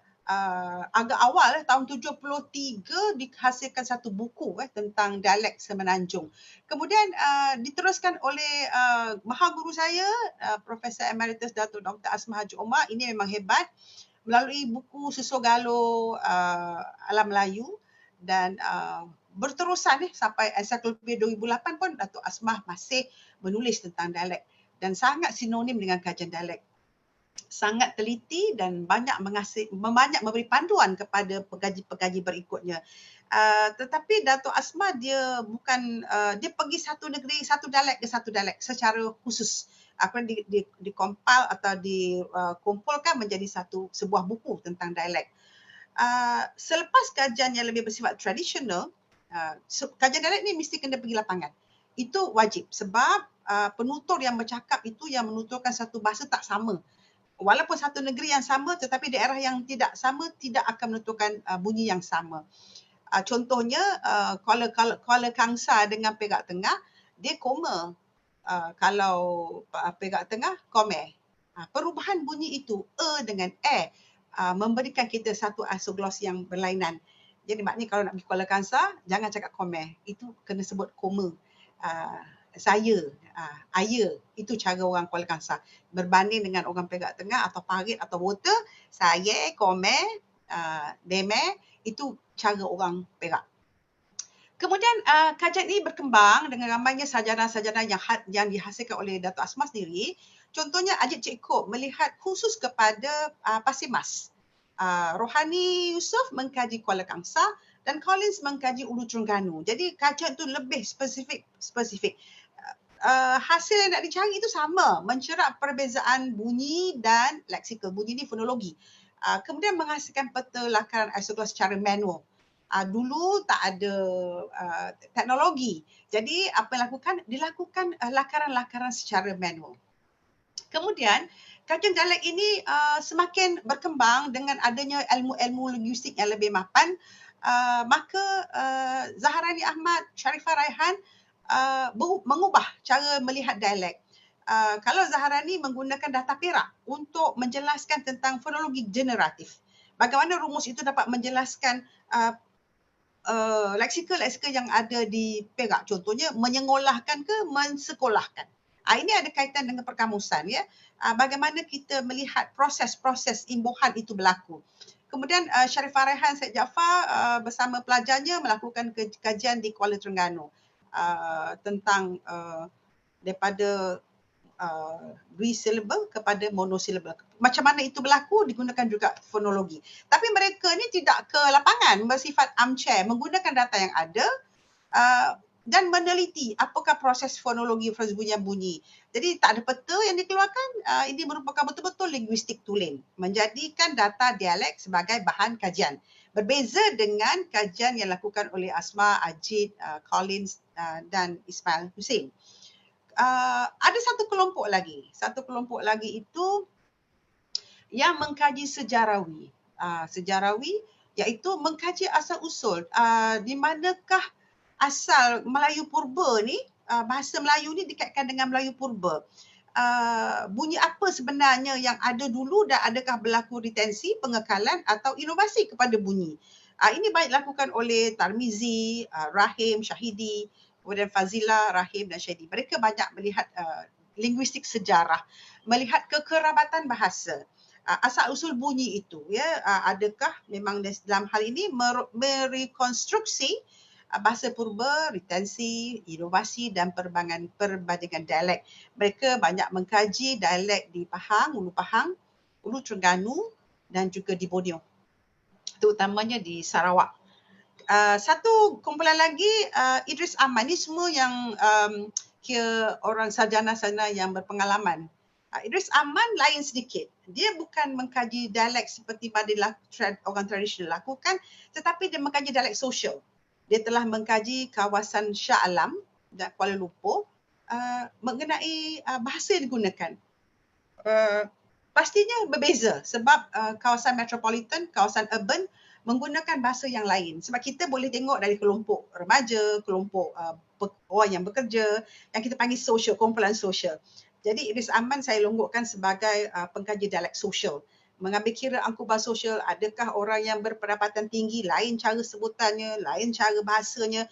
Kemudian adakah mereka yang tinggal di PPRT itu, lain cara penggunaan bahasanya. Ya, tapi dia tengok kepada dialek sosial. faktor-faktor sosial yang mempengaruhi kajian dialek. Baik, kemudian kajian dialek ini pada tahun 2000 ke atas mula malap kerana seolah-olah macam sudah habis yang nak dikaji itu. Dah kaji Perak, dah kaji Kedah, dah kaji Johor, dah kaji Melaka, dah kaji Pulau Pinang, dah kaji Negeri Sembilan, Terengganu, Kelantan, semua dah kaji. Jadi seolah-olah tidak ada modal untuk dibincangkan untuk dialektologi ini. Itu yang Idris pergi kepada sosial, Rahib pergi kepada sejarawi untuk menghidupkan. Kemalapan ini agak lama sehinggalah pada tahun 2010 apabila saya menyertai satu persidangan antarabangsa, Southeast Asia Linguistik, dia mengumpulkan pakar-pakar Asia Tenggara tentang linguistik, dan saya telah mendengar satu kertas kerja yang dibentangkan oleh orang Thailand, ya, daripada Chulalongkorn University. Jadi dia telah Tera Rajo Narat dengan Ting Sabat telah membentangkan satu pendekatan baru dialek yang menggunakan teknologi. Dia telah menunjukkan adakah bunyi bahasa Siam atau Thai standard mempengaruhi bahasa-bahasa orang gunung, bahasa-bahasa orang di Chiang Mai, bahasa-bahasa orang di luar bandar. Jadi apa yang dilakukan oleh kedua-dua pekaji dari Thailand ini, mereka telah menggunakan media, menggunakan televisyen, mengarahkan semua orang kena mengisi soal sidik. Jadi macam yang dilakukan oleh Wanker lah, memberikan surat. Tapi kali ini menggunakan media massa, meminta responden mengirim balik kepada mereka tentang yang dikaji adalah tentang perkataan reban, ban, tentang hujan dan apa saya tak ingat satu lagi perkataan. Jadi mereka mengirimkan kepada ahli penyidik di Chulalongkorn University dengan menggunakan teknologi GIS, Geographic Information System. Mereka telah menghasilkan satu peta yang menunjukkan bahawa bahasa baku Thai telah mendominasi kawasan-kawasan luar bandar. Dari situ saya mendapat idea. Okey, untuk kita melihat dengan nafas baru kajian geolinguistik ni, saya mesti melakukan sesuatu seperti yang dilakukan oleh Chulalongkorn University.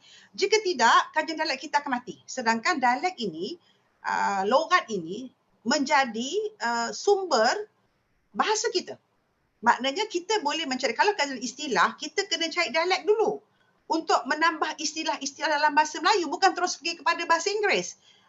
Contohnya perkataan kudap. Kudap ini ialah daripada perkataan Perak, dialek Perak. Kudap-kudap. Snacking, kudap-kudap. Jadi tak perlu kita cari perkataan snack. Yang sekarang orang pakai snack sebenarnya ada kudap-kudap. Contohnya merarau. Merarau kalau di bahasa Sarawak, saya rasa dalam bahasa Sarawak, lunch. Untuk lunch break. Jadi banyak perkataan. Kalau Johor, tetel, perca. Perca ni baki-baki kain yang selalunya bila kita buat baju kurung, ada baki, kemudian boleh kita gabung-gabung jadi lelangit. Lelangit ni bukan langit dalam mulut kita. Kalau kita ada kelambu, katil atas tu, kita pasang lelangit. Ini semua istilah-istilah yang ada dalam dialek yang boleh kita gunakan balik bagi memajukan, memperkayakan perbendaharaan kita.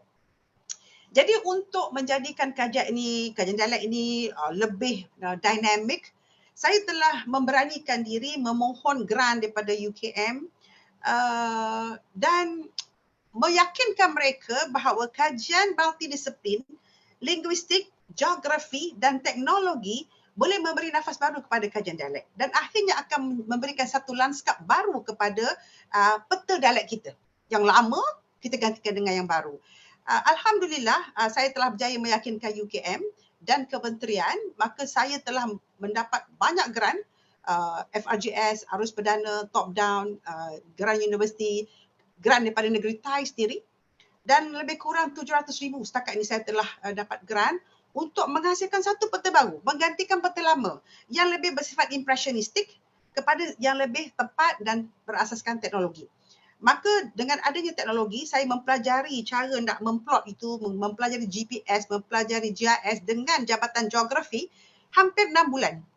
belajar sebab pada saya untuk dapat yang lebih baru kita kena venture, kita kena masuk ilmu baru dan saya tidak berkeberatan untuk belajar daripada rakan-rakan di geografi tentang teknologi sistem maklumat geografi. Sebab apa? Dia akan menghasilkan isogloss yang sangat tepat berdasarkan GPS. Nak menentukan saya punya kajian ni kena turun lapangan dan saya tunjuk mana kawasan saya dah pergi dan tuan-tuan akan rasa wow, banyak je kawasan dah pergi. Sesuai dengan duit 700,000 tu. Jadi kami menggunakan global positioning system. Maknanya sebelum kami menetapkan tempat nak pergi, kita dah tengok dulu dalam GPS. Kita dah buka peta besar, kita dah tengok ada kampung dalam peta-peta yang manual ni, kita beli dekat stesen minyak kan atau kedai buku peta lama. Kita tengok, kita dah kenal pasti, ini kampung yang kita nak pergi. Bila pergi sana dah jadi kawasan Felda. Jadi maknanya peta kita peta lama. Hari ni dah tukar sebab kita perlukan sistem GPS untuk membantu kita mencari kampung-kampung yang sesuai. Penentuan kampung ini, titik kampung ini tak boleh rapat-rapat. Nanti lebih kurang je hasilnya. So kita kena buat dalam radar berapa kilometer. Sebab apa? Kita nakkan jawapan yang tepat. Ya, dan seiring dengan kemajuan ilmu dialek di dunia. Malah apa yang saya lakukan ini telah mendapat perhatian daripada Asian Geographic ICAG, International Conference Asian Geolinguistic, di mana saya salah seorang daripada wakil Malaysia yang sentiasa dirujuk berkaitan dengan geolinguistik dan kami tiap-tiap tahun ada seminar tentang geolinguistik ini, memaparkan tentang perkembangan dialek di sesuatu kawasan sebab setiap kali kami temui data baru yang mengubah lanskap kita punya dialek. Jadi saya dianggap sebagai wakil dari Malaysia bersama-sama teman-teman saya di Jepun. Tujuannya ialah untuk cuba membina satu geolinguistik Asia yang diketuai oleh Profesor Endo Misuaki daripada Tokyo Foreign Studies. Ada institut itu, Institut Geolinguistik. Baik, kemudian apa yang dapat kita hasilkan ialah isogloss digital baru. Kali ini, jika selama ini kajian dialek lebih tumpu kepada bunyi, perbezaan-perbezaan bunyi, tetapi kali ini kita melibatkan faktor muka bumi, sejarah, migrasi. Saya pinjam istilah Datuk Murad lah semalam, saya suka perkataan tu, perantauan. Sebab dalam kes dialek ini bukan migrasi hari ni, dia merantau. Bagaimana perantauan, mereka yang merantau mempengaruhi lanskap budaya dialek kita. Kemudian sosial budaya memainkan peranan penting dalam penyebaran dialek. Saya tunjukkan satu persatu. Saya harap, saya banyak data yang menarik, harap cukup masa lah untuk saya bentangkan. Baik, fokus perbincangan saya nak bincang dua je. Sempadan dengan migrasi atau perantauan. Sebenarnya banyak faktor lagi. Muka bumi lah, faktor sungai, faktor hulu, faktor hilir.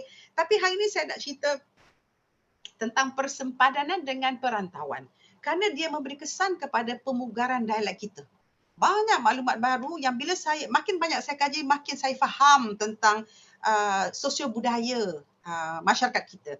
Orang Jawa, orang Banjar, orang Bugis, orang Kerinci, ramai lagi ya. Sebenarnya mereka memberi sumbangan kepada perkembangan bahasa dan dialek kita. Langsung saya dapat menghasilkan isogloss baru. Inilah cita-cita saya. Sebelum saya bersara, saya nak menghasilkan satu peta isogloss baru dialek Melayu menggantikan yang dilakukan oleh Profesor Asmah Haji Umar, Profesor Emeritus Datuk Asmah Haji Umar. Beliau telah melakukan satu garis isogloss. Tapi dengan adanya teknologi baru, kita dapat menghasilkan jauh lebih tepat dan lebih baik. Jadi ini merupakan sumber ilmu yang sangat bermanfaat. Pihak museum boleh mengambil perhatian sebab bahasa juga dan dialek itu ialah sebahagian daripada jiwa negara ini. Ya, tidak boleh diketepikan, malah memperkayakan khazanah negara. Baik. Ini ialah peta dulu. Kalau dalam istilah linguistik atau dialek kita panggil isogloss. Isogloss ni maksudnya sempadan, ya, sempadan. Jadi kita tak boleh tengok sempadan pentadbiran. Macam kita ada Johor, kita ada Kedah, kita ada Perak. Tak, dalam kajian dialek di manakah berakhirnya bunyi itu? Contohnya Kedah, dia tidak hanya digunakan di Kedah, malah melangkau ke Perak. Kalau dulu dikatakan sampai Kuala Kangsar. Baik, Kelantan, Terengganu dianggap sebagai dialek Pantai Timur, sedangkan tidak. Nanti kita tengok jauh bezanya Kelantan dengan Terengganu itu. So kita tak boleh letakkan selonggok. Kemudian Johor. Johor ini pergi sampai ke Perak Hilir. Tapi melangkau Negeri Sembilan. Jadi nanti saya nak tunjukkan betapa susahnya saya nak mengeluarkan peta yang baru ni. Sebab teknologi kan, kita kena pandai bagi arahan. Kalau tidak, warna tu merayap-rayap sebab jadi pelik peta tu. Ini dia peta lama.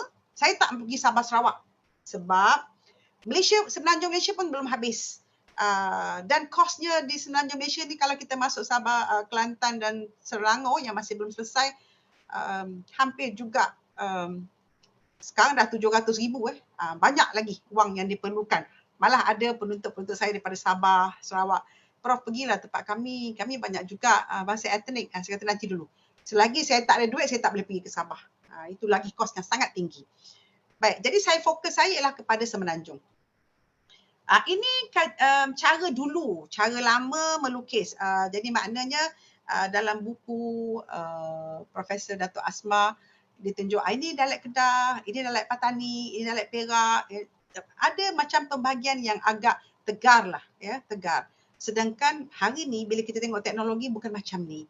Dia dapat ditunjukkan dengan lebih tepat dan jelas.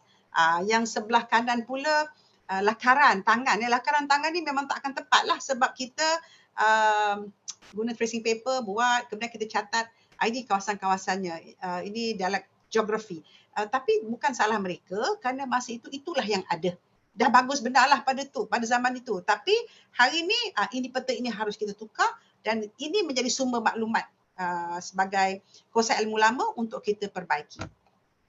Baik. Setelah saya mendapat banyak wang, dana, saya mula melibatkan teknologi dalam kajian saya. Tengok, mula-mula saya tandakan ialah peta ini kami buat sendiri.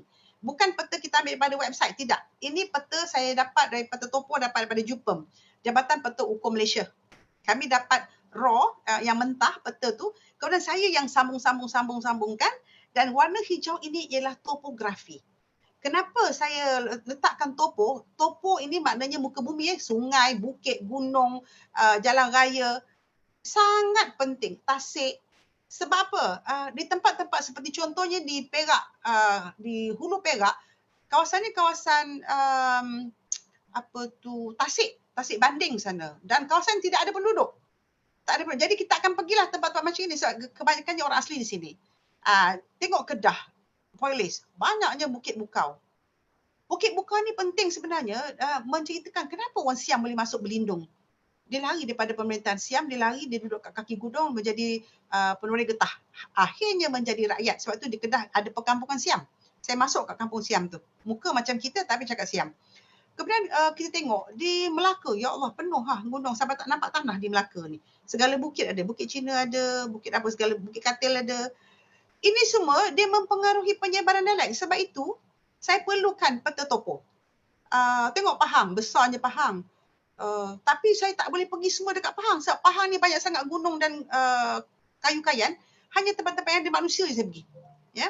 Jadi itulah dia senario kenapa kita perlukan maklumat-maklumat tentang topografi.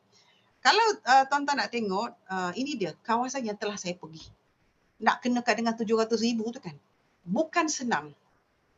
Selalunya UKM, saya akan membawa pelajar UKM paling-paling pun dalam 40 orang, dalam 10 kereta, 40-45 orang dan dengan 3 penyelidik UKM. Ini memang hak cipta UKM lah. Kami dah hak ciptakan, dah masukkan intellectual property untuk melindungi peta-peta kami. Jadi tengok punya banyak kampung yang telah kami pergi. Selangor dengan Kelantan kami tersekat kerana COVID. Ya, dah duit dah dapat untuk kaji Selangor dan Kelantan tetapi kami belum boleh pergi kerana kedua negeri ini masih merah. Tak berani kita nak pergi. Kalau Selangor sangat menarik sebab Selangor boleh dikatakan hampir tiada penutur Melayu. Yang ada banyak Banjar, Jawa, Bugis, Kerinci, Rawa. Malah di Shah Alam tu kita tak boleh masuk. Sebab Shah Alam tu Putrajaya tu semua yang datang bekerja. Maknanya dia bukan orang asli, orang Selangor. Jadi kita tak akan masuk kawasan-kawasan yang ada taman-taman perumahan sebab lanskapnya sudah berubah. Dia bukan penutur Selangor. Kelantan menarik. Kelantan ni orang semua kata Kelantan daripada Patani.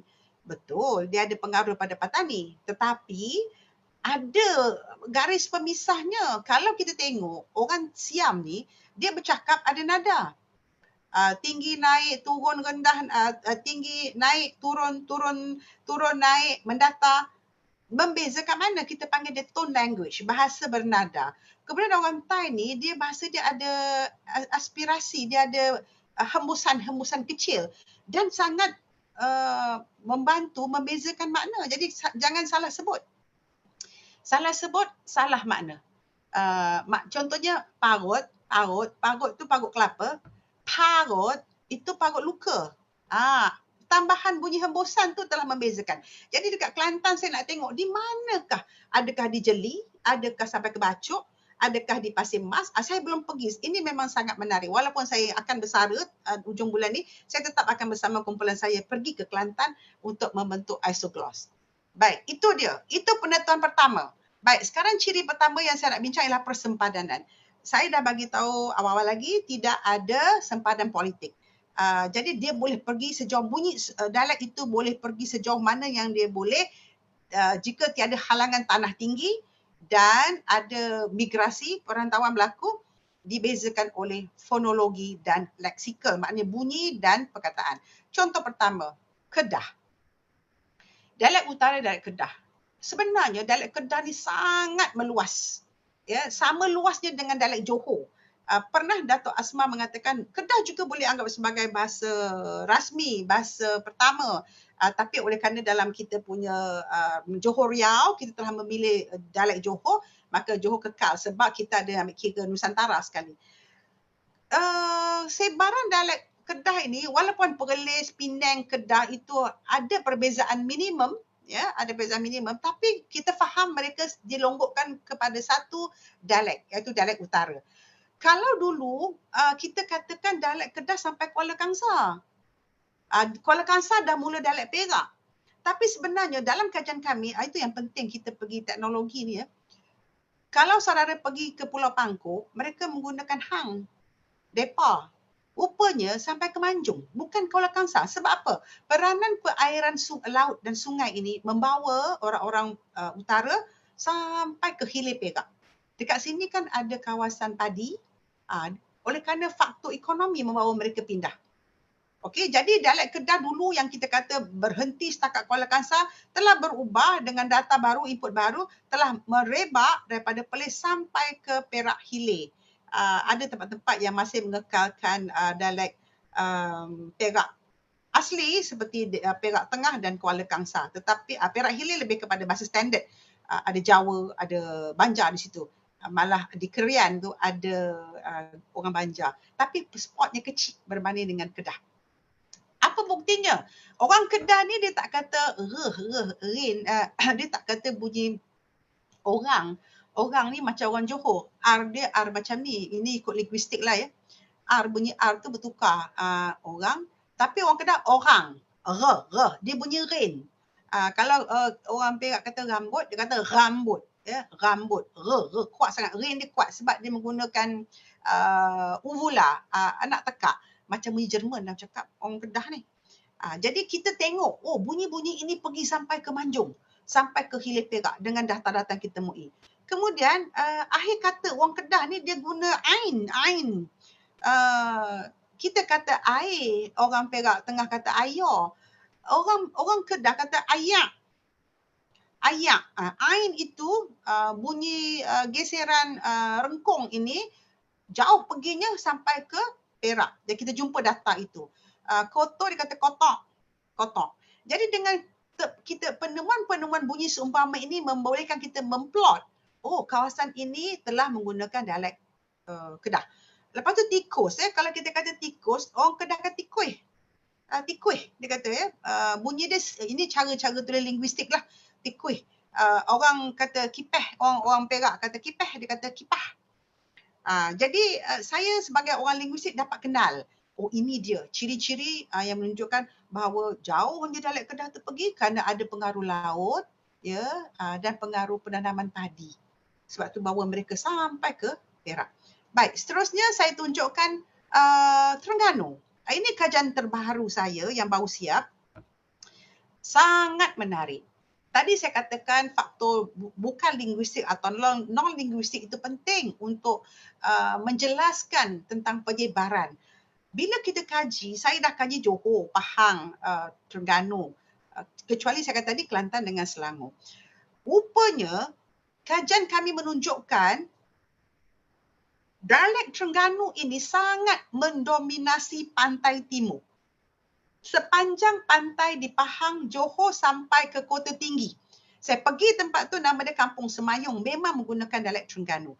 Kenapa? Terengganu ni kalau ikutkan peradaban Islam lebih dahulu, lebih awal wujud daripada Melaka. Dengan terjumpanya batu bersurat abad ke-12, 13, 12 lebih ya. Di Sungai Tersat. Dan ada replika tu di hulu Terengganu saya pergi.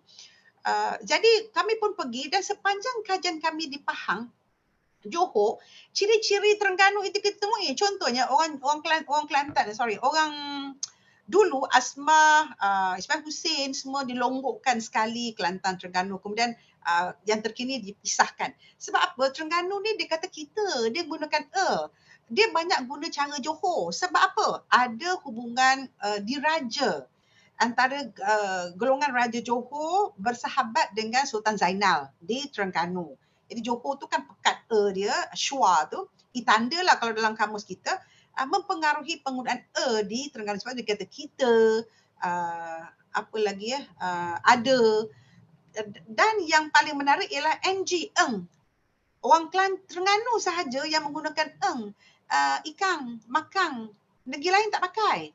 Itulah ciri yang paling distinktif membezakan Terengganu dengan negeri-negeri lain. Jadi dia Makang, dia Ikang, dia tapi bila dia ada NG dia gugurkan pula. Itulah ciri Terengganu yang menarik untuk kita kaji. Jadi Kelantan tidak. Kelantan bila kata ikan bukan ikang, dia kata ike. Kita tak kata kita. Jadi itulah ciri-ciri pembeza, maka kita pisahkan Kelantan dan Terengganu. Sepanjang kajian saya di pantai Johor, Pahang, saya dapati ini ini dia bukti datanya. Ini data dia. Ada 11 leksikal yang saya cari daripada 40 tu yang menunjukkan memang ada